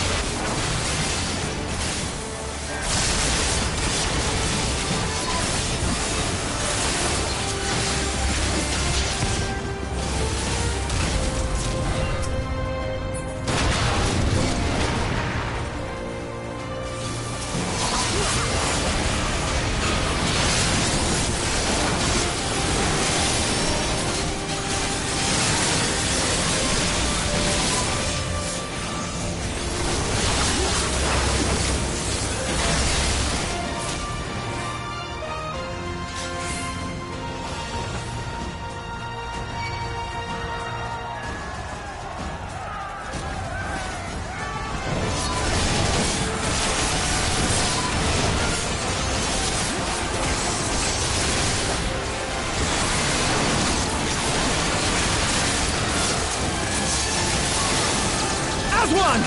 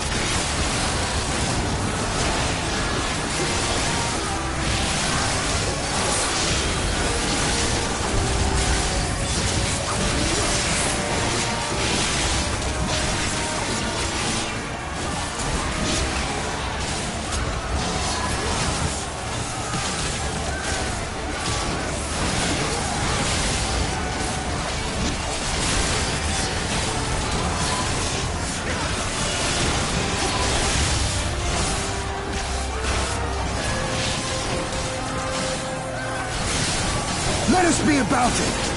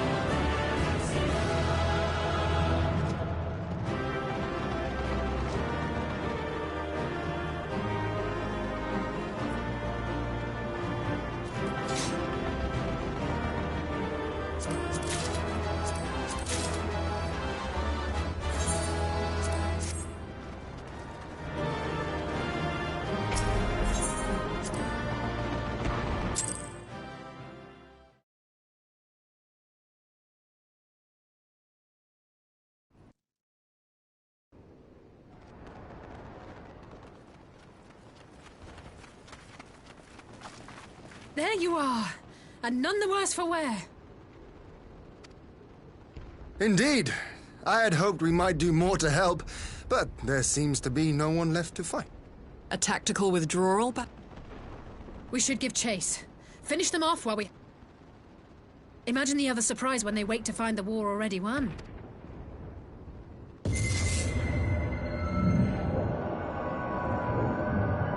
The light will expunge all life. Only you can forestall the calamity. Throw wide the gates. No! No! No! Not... like...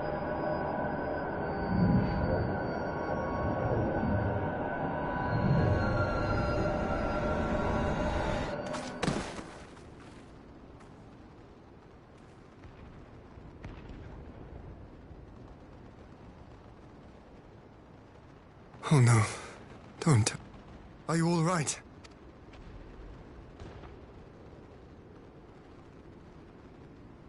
Quickly!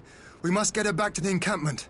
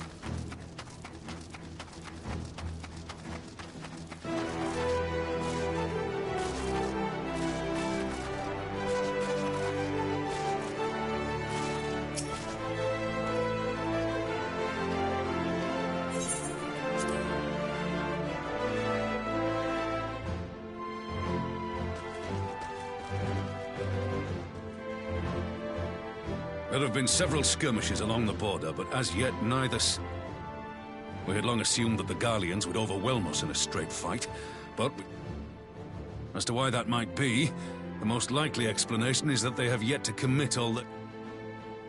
In light of this, we're considering launching an offensive with the aim of pushing the front line forward and giving ourselves some room to breathe. Commander! The Imperials! They've broken through our defense... What? Our scouts say their forces are being led by Lord Xenos. Lord Hien and Commander Hext have taken their troops to provide support. So, they've been biding their time, wait... Very well. Send word to our allies, requesting reinforcements for the front line.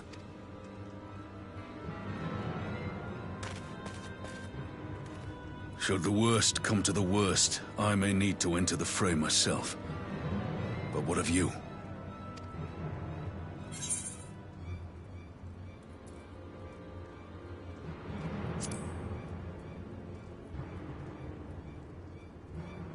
He may not die as such, but to see Lord Xenos fall on the battlefield would deal a heavy blow to Imperial morale.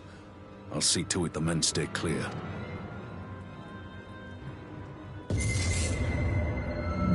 Why won't they open? Please, I bid you open!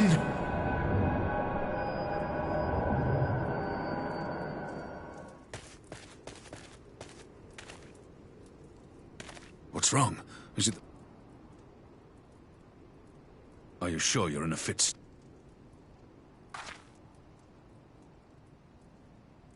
May Ralga grant us strength. Give 'em hell, lass. I, for my part, will defend this place to my dying breath.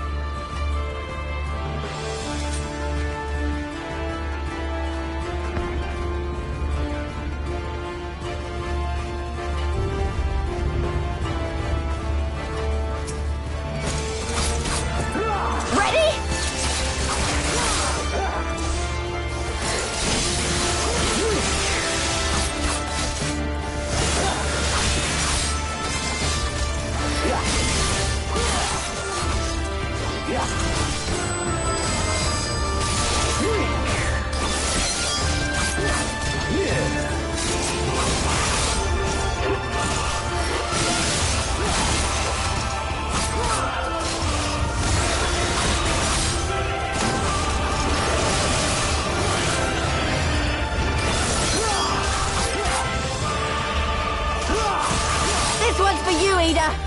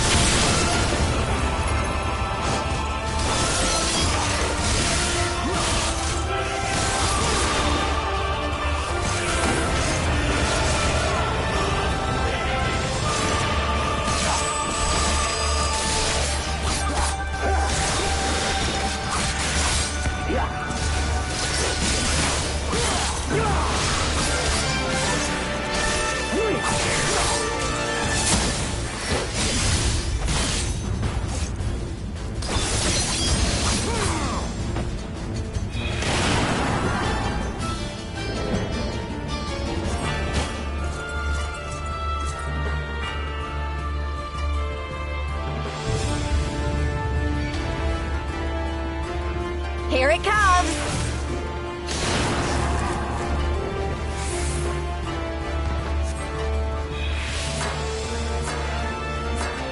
The weave of a shinobi's power.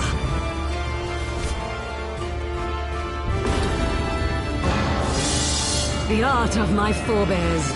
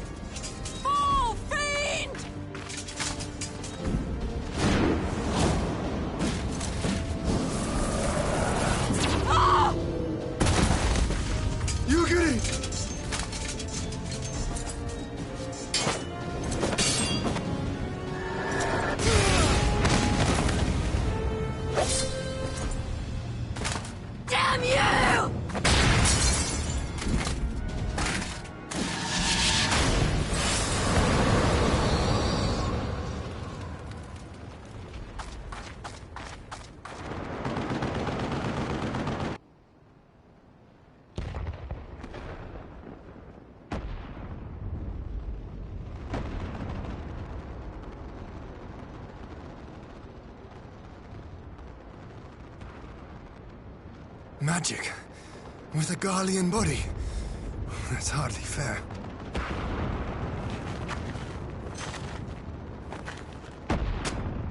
Still, he must be stopped, no matter the cost.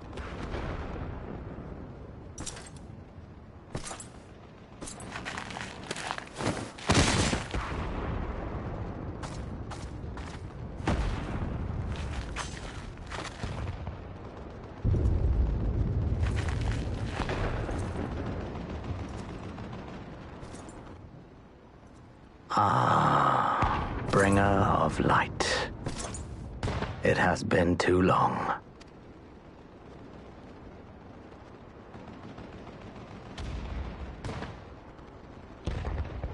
No words to mark our reunion?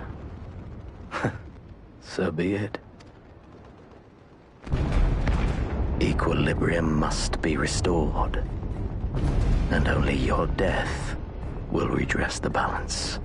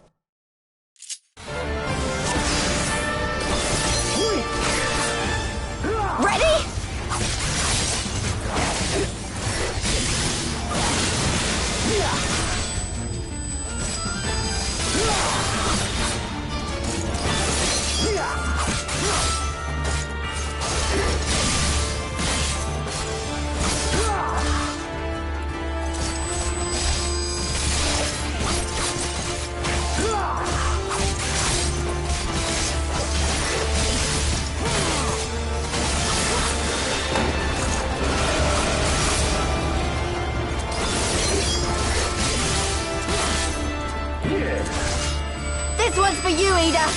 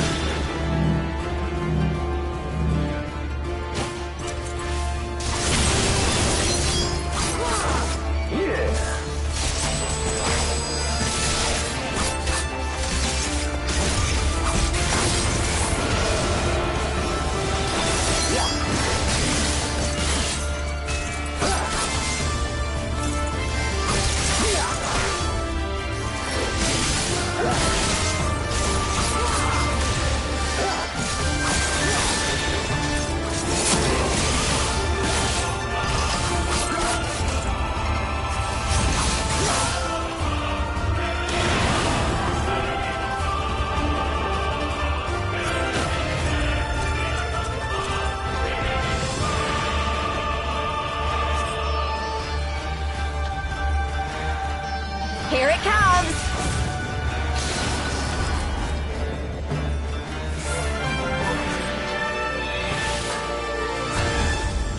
The weave of a shinobi's power.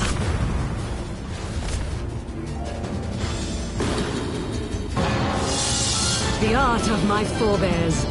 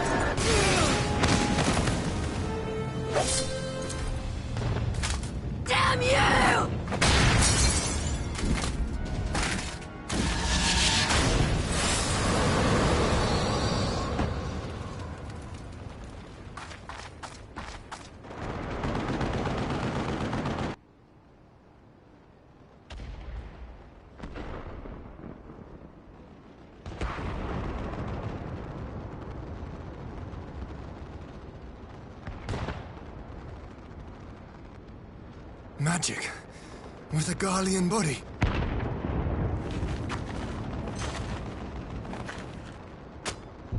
Still, he must be stopped, no matter the cost.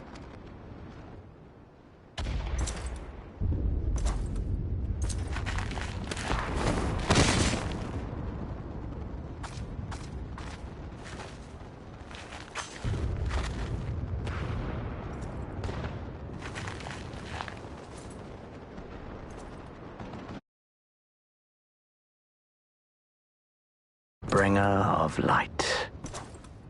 It has been too long.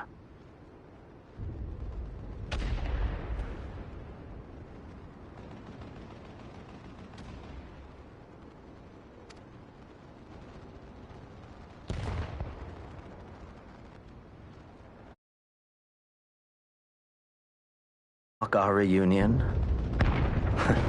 So be it. Equilibrium must be restored, and only your death will redress the balance.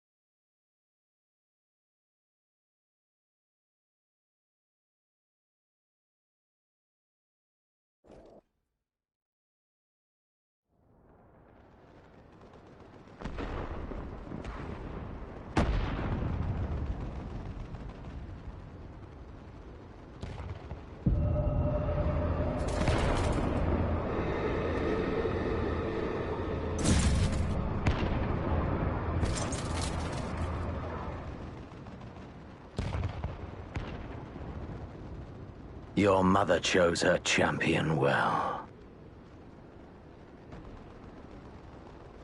Yet, for all your strength, you will still fail.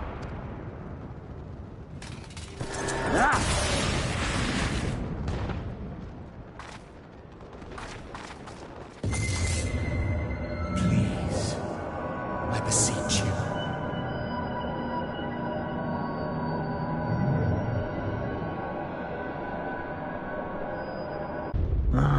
Someone calls to you.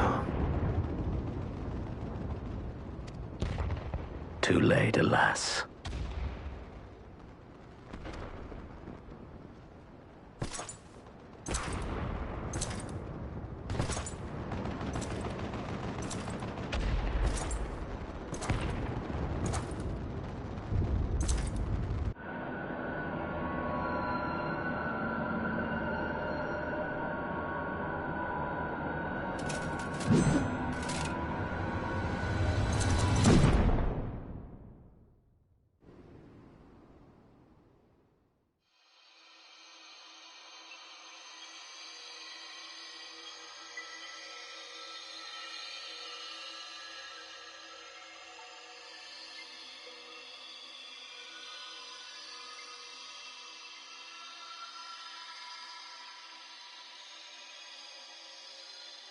At last, I found you.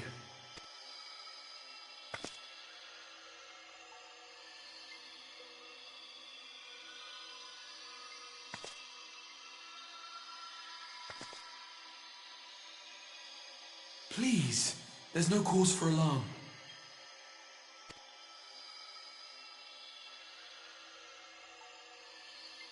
Though, I confess, this is not where I had intended to meet. But the place of our meeting is of no consequence, like the war you wage. Win or lose, the path you walk leads only to oblivion. The better path leads you here, to me. I have need.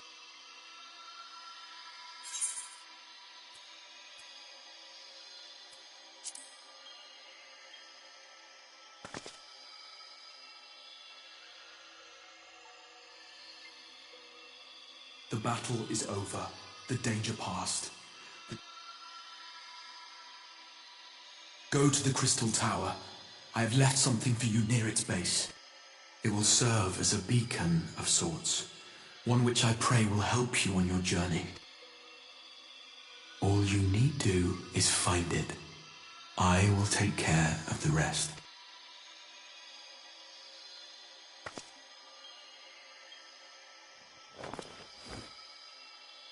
Soon, we will throw wide the gates, and the path to the first will be yours to walk at last.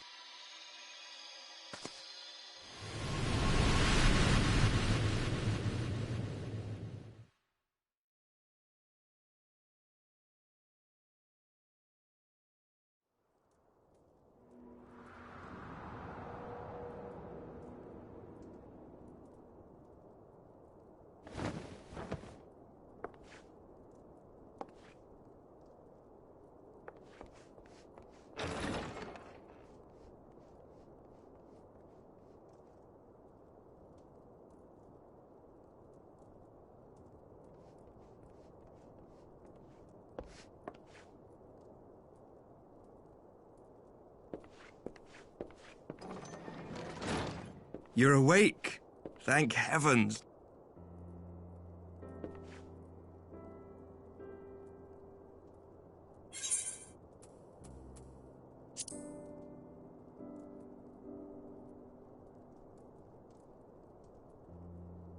I see you recall that much, at least. In the midst of your duel, it is said you faltered, and that the Crown Prince seized the opportunity to... Yet before his blade could find its mark, he was distracted by the arrival of a second adversary who bore you away from the battlefield and in...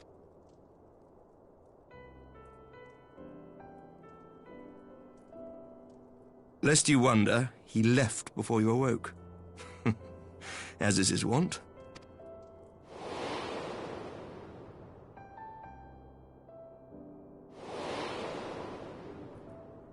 Estinian never was one for emotional farewell.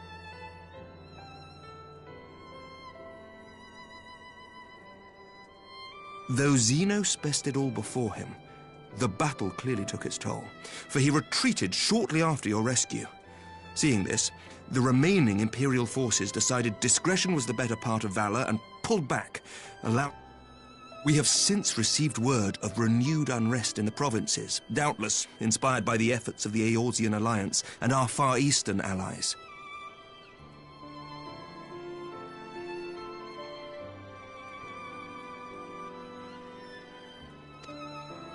Nor does the good... This would certainly explain why both the Emperor and Lord Xenos appear... A long-awaited ray of hope in these...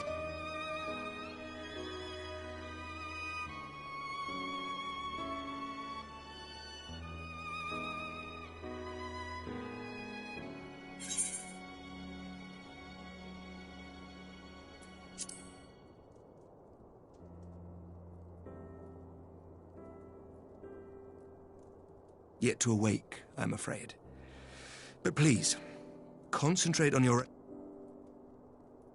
You have carried the hopes of some half-dozen nations, and we are all eternally grateful for your efforts. But no one is without their... Leave this fight to us, my... But before I forget, I was asked to deliver a message. A reminder that you are not alone, though many of your allies have fallen. When you are well and rested, you are to return home, where...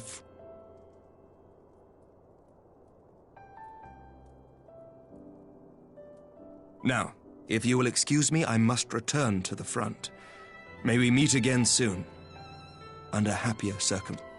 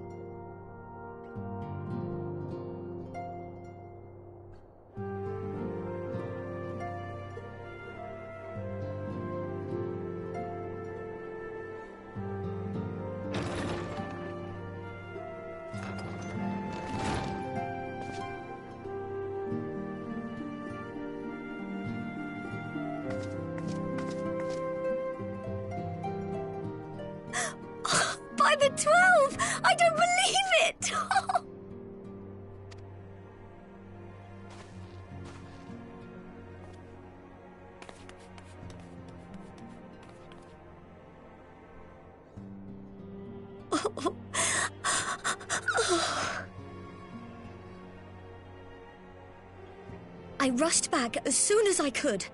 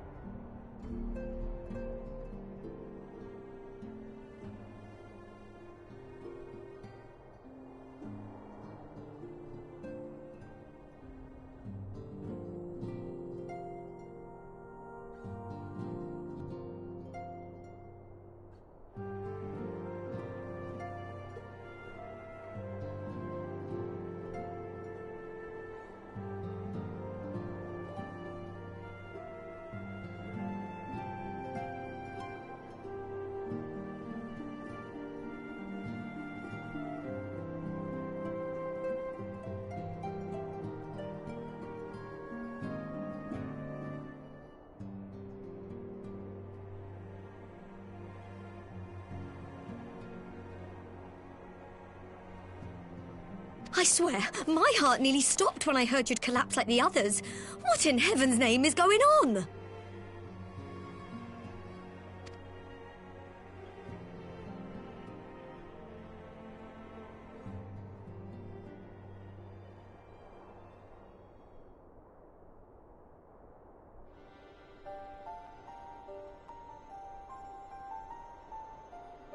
Win or lose, the path you walk leads only to oblivion. Oh, well, that's helpful.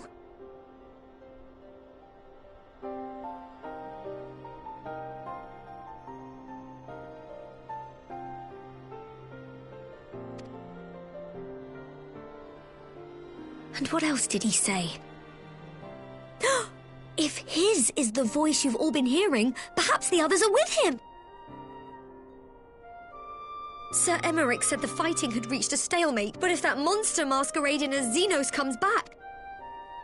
Thancred, Y'shtola, Urianger, Alf...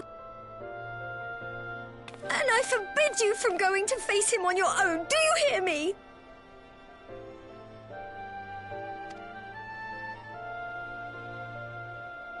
So if you must leave...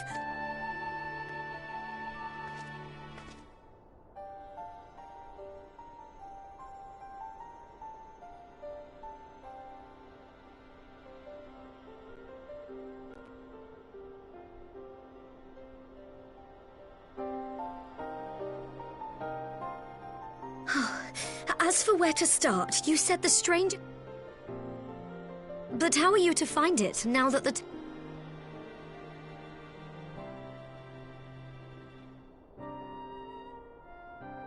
There has to be a way. If anyone would know, it... Don't you worry. We'll find that beacon for you.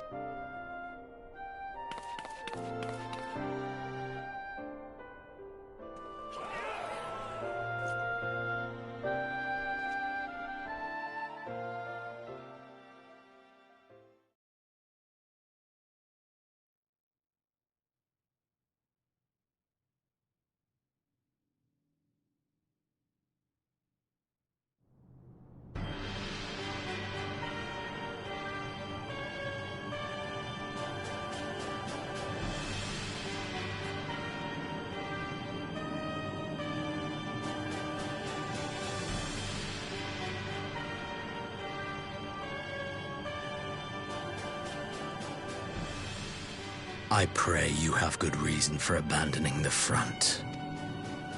How could I remain there while the rumor that my son is possessed by a demon spreads like a sickness here at home?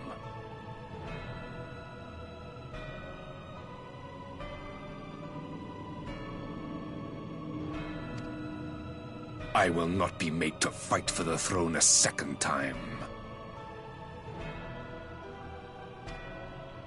But what of you? Did you not tell me you would destroy Eorzea's champion with the ease that one might swat a fly?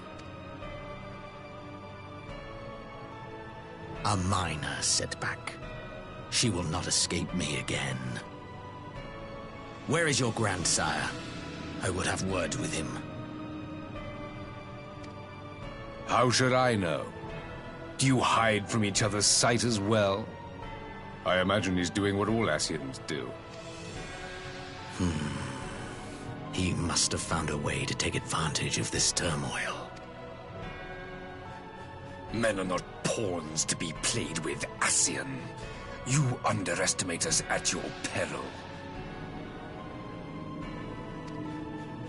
This war will not be decided by you and yours. Man must choose his own fate, and I, for my part, will do all within my power to see Garlemald emerge victorious.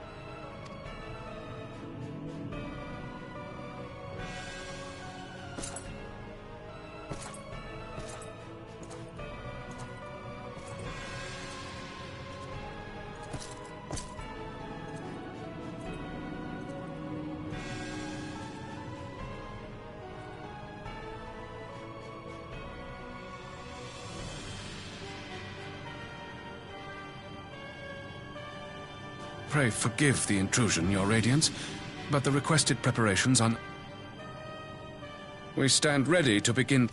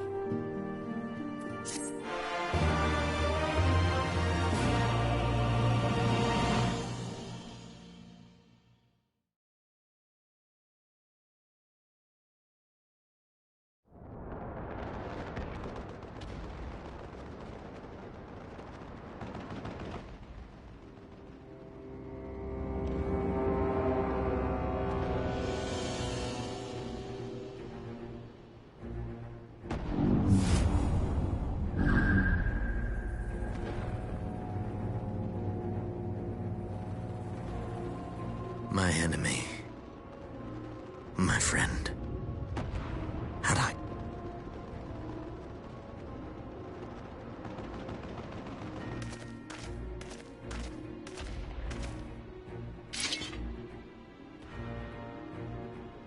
Bloody savages!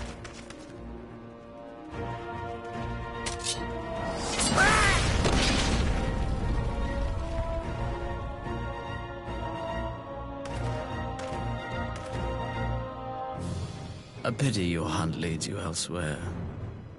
Not that I am surprised. May you find joy in it.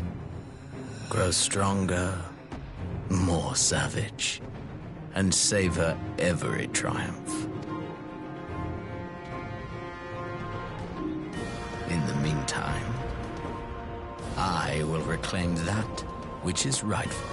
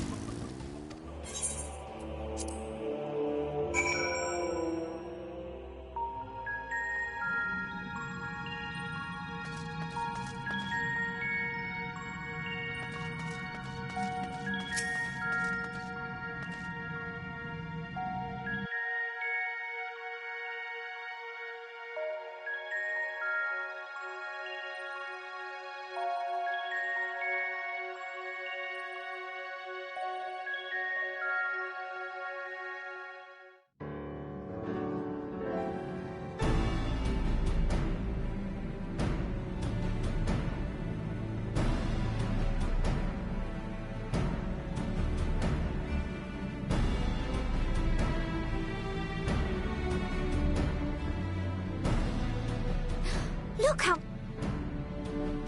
Should we get to it then? Pick up anything that seems the least bit device-like, and we'll make us...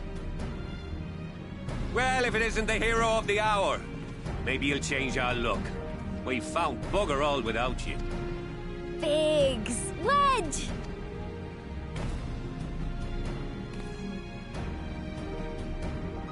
Aye, aye. Well, we could hardly say no to a call for aid from the Scions. Jesse called it the chief of some other business, so we'll be working twice as hard to make up for his not being. Thrice as hard, even. Thank you, both of you. I'm sure we'll find that beacon.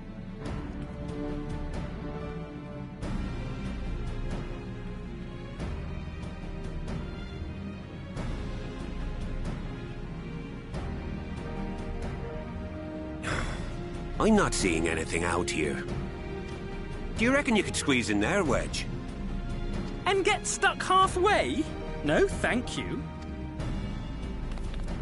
I could try if you like. Tataru, no! We couldn't ask you to do that. Oh, I'll be fine. This receptionist is not afraid to get her hands dirty.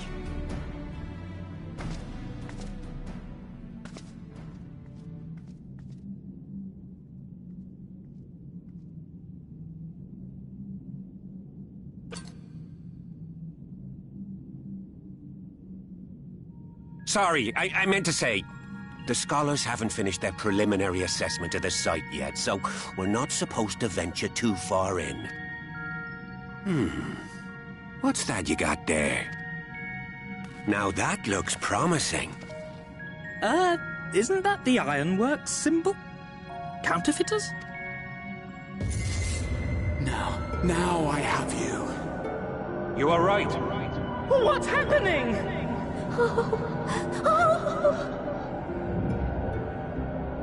Stay with me.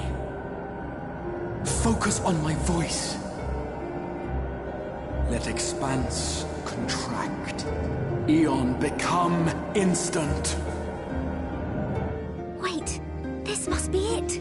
The device. Oh, this is supposed to happen. Throw wide the gates that we may pass. Safe journey, warrior of light. Find our friends and bring them home.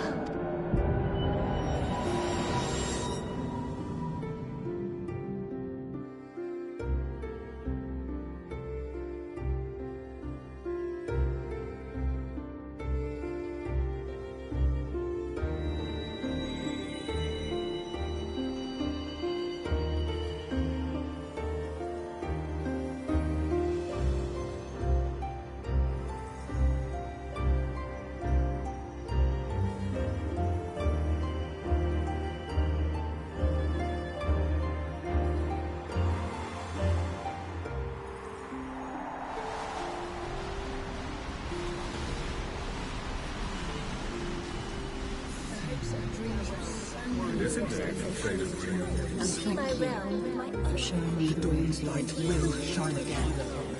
Oh, do not look at me so. You're slaves to a tyrant! There's no freedom in that! This is one battle you cannot fight. Away with you! Spirited accounts always comes in well. We did everything right! Everything that was asked of us, and still it came to this!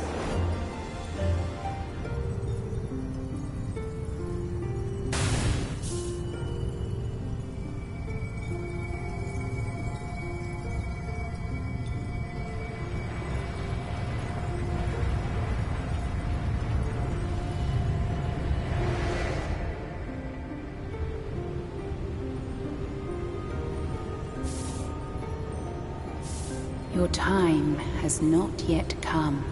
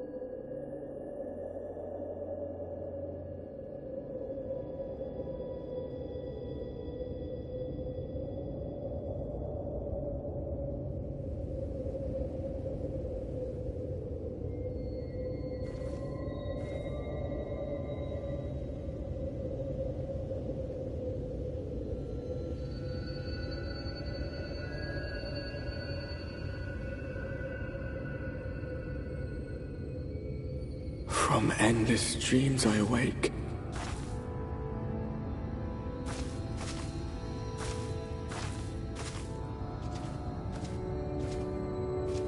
Something vague, yet urgent, calls me to action once more.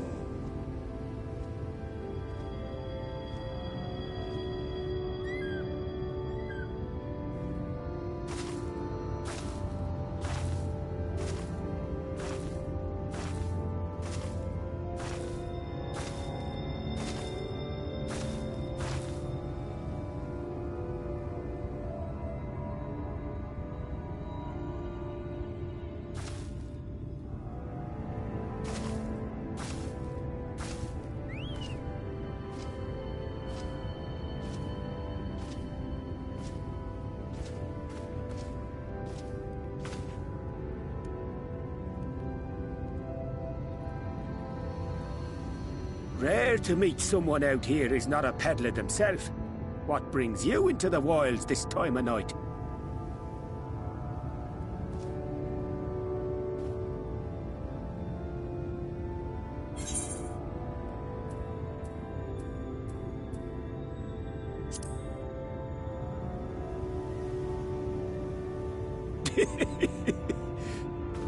Well, if it ain't the oldest joke in the book. Me granddad, God's rest his soul, used to tell that one to the barman at kicking out time.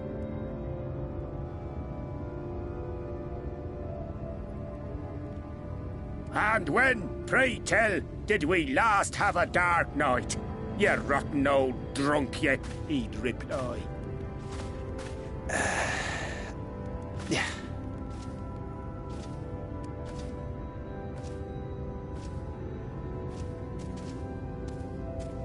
Over 100 bleeding years ago, that's when.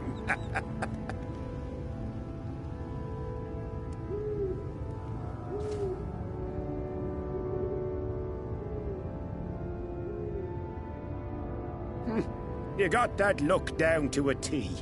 I'd almost think you meant it. Ah, got to you, did they? Poor beggar. That explains it then.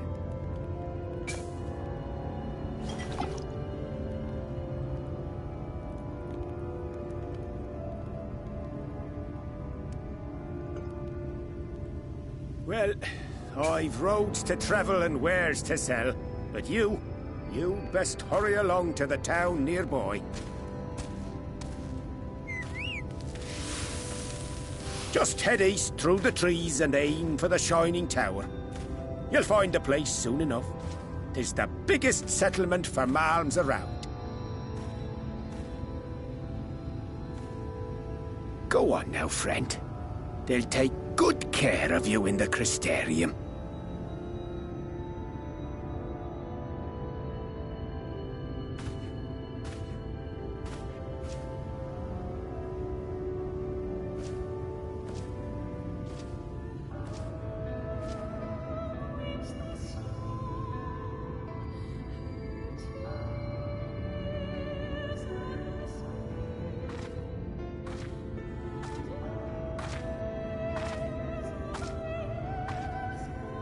Dizzying heights it rises, the gleaming spire, its tip threatening to pierce the blinding canopy.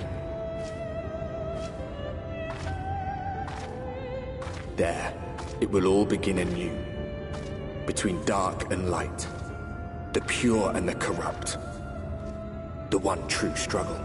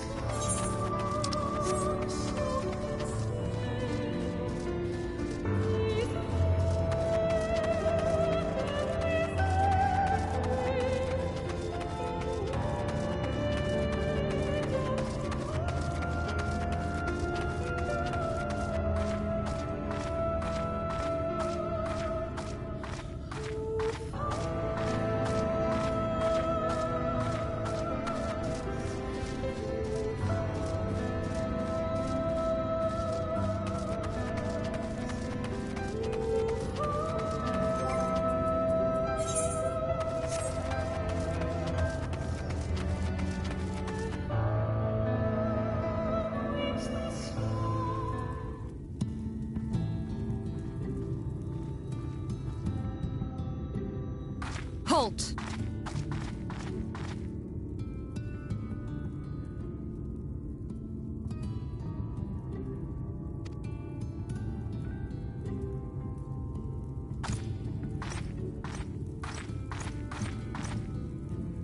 Every face in this city I know. Yours, I do not. This is the threshold of the Crystarium, stranger, and I am its gatekeeper. If you would enter, you will answer my questions.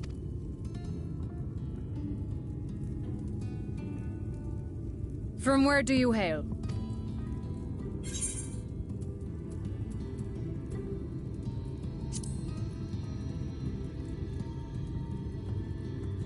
Do you take me for a fool? No such place exists. Had you given me an honest answer, I would not have barred your way. We care little here for a person's place of origin. But instead, you chose concealment. And I will not suffer.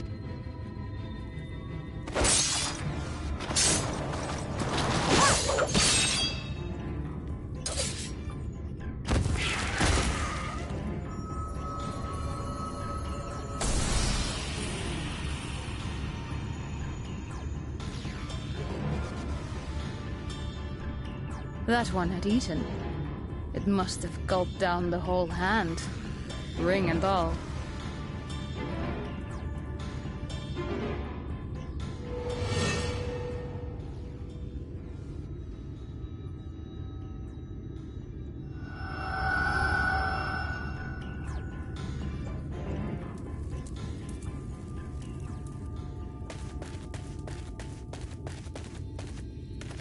Everything all right, Captain?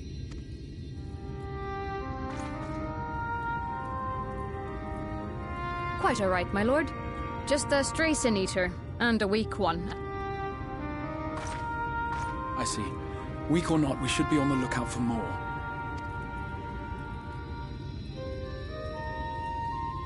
But I see you've met my guest. I will escort her to the Crystarium myself, if you've no objection. Another of your mysterious friends, is it? I should have known. Very well. I'll inform the others your guest is to be given the run of the city. Pray forgive my less than cordial welcome. May the rest of your stay with us be a pleasant one.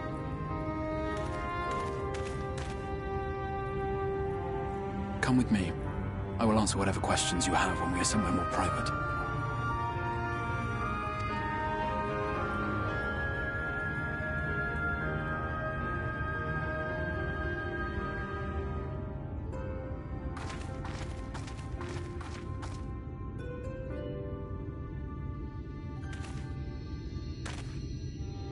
Right then, before we plunge into the wheres and wherefores, let me first thank you for answering my summons. I had intended to bring you directly to my personal quarters, but I fear my aim was slightly off. That you are still able to make the crossing unharmed is... And so, we come to the question of where. The realm in which you now find yourself belongs to one of the 13 reflections, or shards. The first, to be precise, even if its inhabitants are largely oblivious to them. As to wherefore, having been awarded the rather grandiose title of Crystal Exarch, I, in my capacity as caretaker of the Crystarium, thought to seek the aid of you and your companion.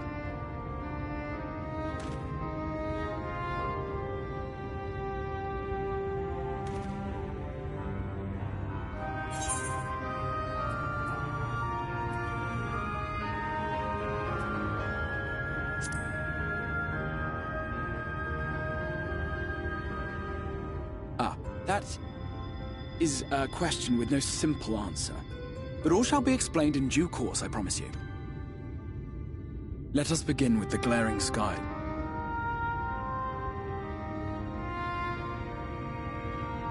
Here in the first, the world has been all but consumed by primordial light. It began a century ago, by this realm's reckoning. A luminous flood swallowing everything in its path. More than 9/10 of this star was lost. And the fortunate few who survived are sin eaters.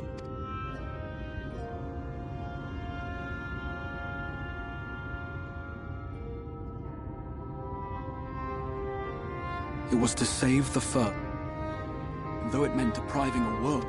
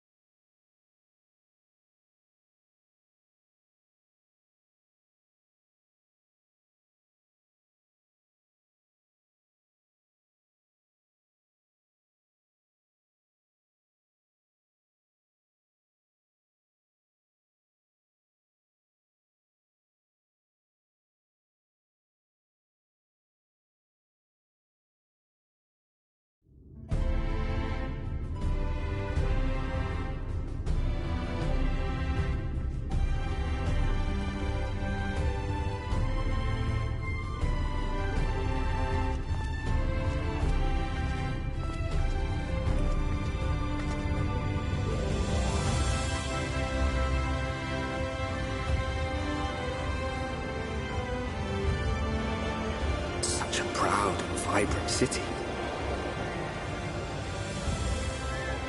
The sole sanctuary for the living in a world all but resigned to oblivion. Each stone was laid with hope. The town itself a symbol, a monument to defiance in the face of death. No would-be hero could fail to answer its call. For who among us does not yearn for salvation?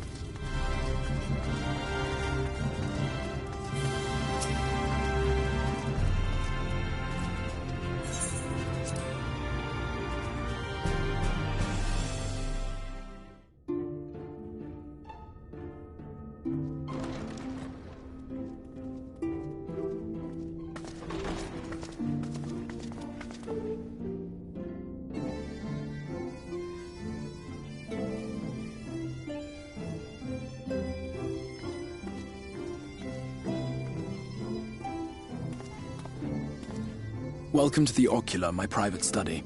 We can speak here without fear of being overheard. I have much to explain, but the truths which I must touch upon in doing so would cause only distress and confusion to the people of this world. Pray keep that in mind. Now, I am sure you are desperate to know the fate of your fellow Scions. To put it simply, they are here in the First. Their arrival, however, was not as recent as you may imagine. Here, time flows. In the space of a single hour in your home world, an entire year might pass in the First. And the reverse could also be true. That said, we seem to be entering a period of near equivalence. And thus, for the moment, you need not overly concern yourself with the passage of time. As for your companions, however, Y'shtola and Urianger have dwelled here for 3 winters, all told, while Thancred's count stands at 5. Even our more recent arrivals, Alphino and Alize, have lived in the First for almost a year.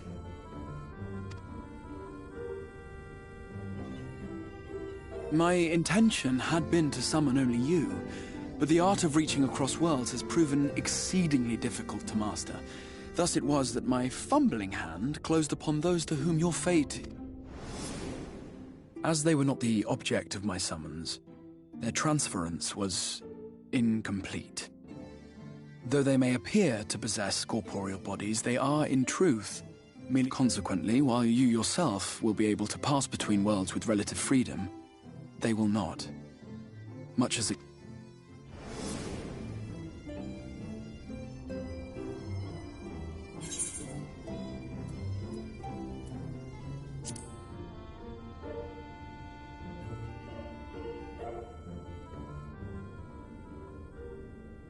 We spent every waking hour searching for a way to reverse the summoning. As you may have surmised, however, our efforts met with little success. And then we all but abandoned the endeavor once Urianger shared with us the vision he had witnessed during his journey. In that chaotic no-man's land between realms, time and space warp and blend in unexpected ways. In his vision of tomorrow, the First was rejoined with the Source. This collision of worlds brought about the 8th umbral calamity and the deaths of countless multitudes. Amongst those who perished, Urianger clearly saw the fall of the Scion's mightiest champion. He watched you die.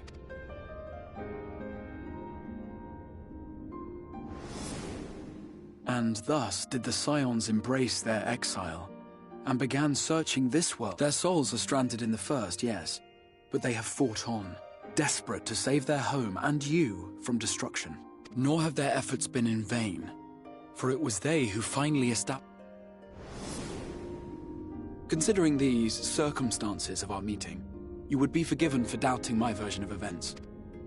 And so, before all else, I would suggest you track down your comrades and hear the tale from their lips. I shall of course be happy to assist in these reunions, and you need not make any decisions regarding your involvement until you are certain of where you stand. Meanwhile, I promise I will not rest until I have found...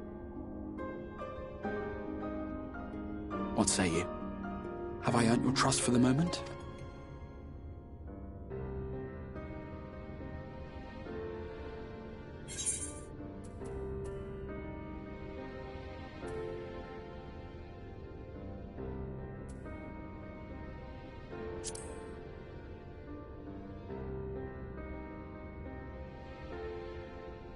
Excellent. You will not regret this. With that settled, we shall have to see about getting you ready. Traveling across the rift has no doubt left you weary. I will arrange for a room where you might rest in comfort.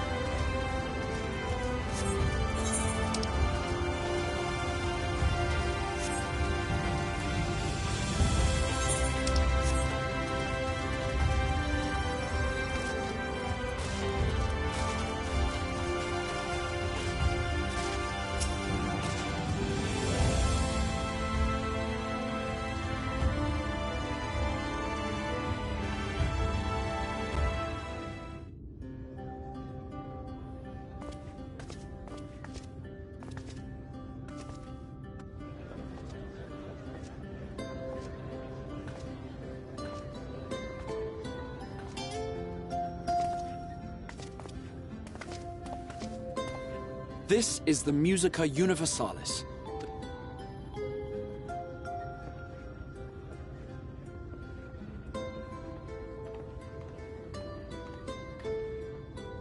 Ah, yes. Each nation once minted after much debate. As for a unit of measurement, we agreed upon the term, and as our traders... From what your stola tells me, a standard coin from the source equates to exactly 1 gil here, or near enough not to matter. Our way of life has benefited greatly from the artifacts we recovered from the tower, some of which may be familiar to you.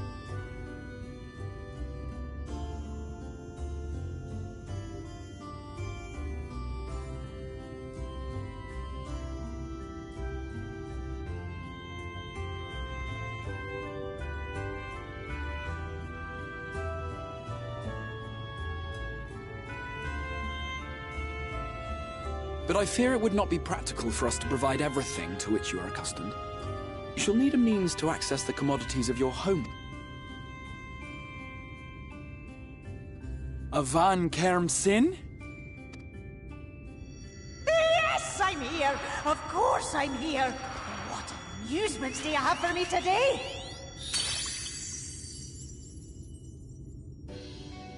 My dear Ffxiv, paragon of pixie kind. For you. This fine lady is a friend from a distant realm. And we have need of a means to ferry things back and forth.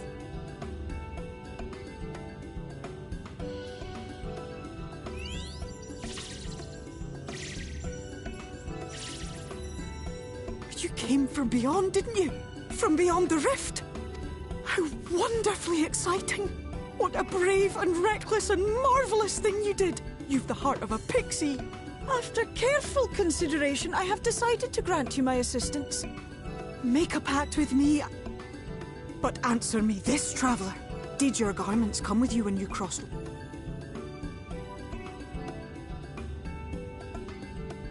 Just as I thought! Then you've a good stout connection with your home, through which all your... From this moment forth, I will be your Isnefis, and you my Snay Yak. Like the branch... Raise your...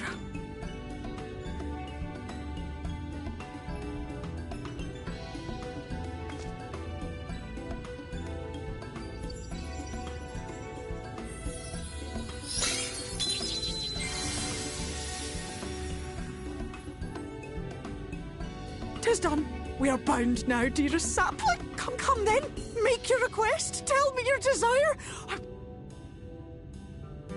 Mayhap her message to your friends in the source to inform them of your safe arrival.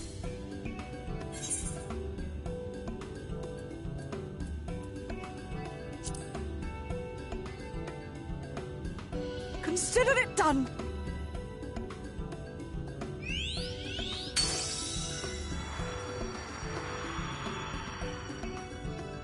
As you heard, that was Ffxiv of the Pixies. Their kind possess an affinity for magic. They rarely show themselves in populated areas, but Ffxiv is insatiably curious even by pixie standards, and seems to have taken a liking to the Crystarium. Right, we were going to organize a room for you, weren't we?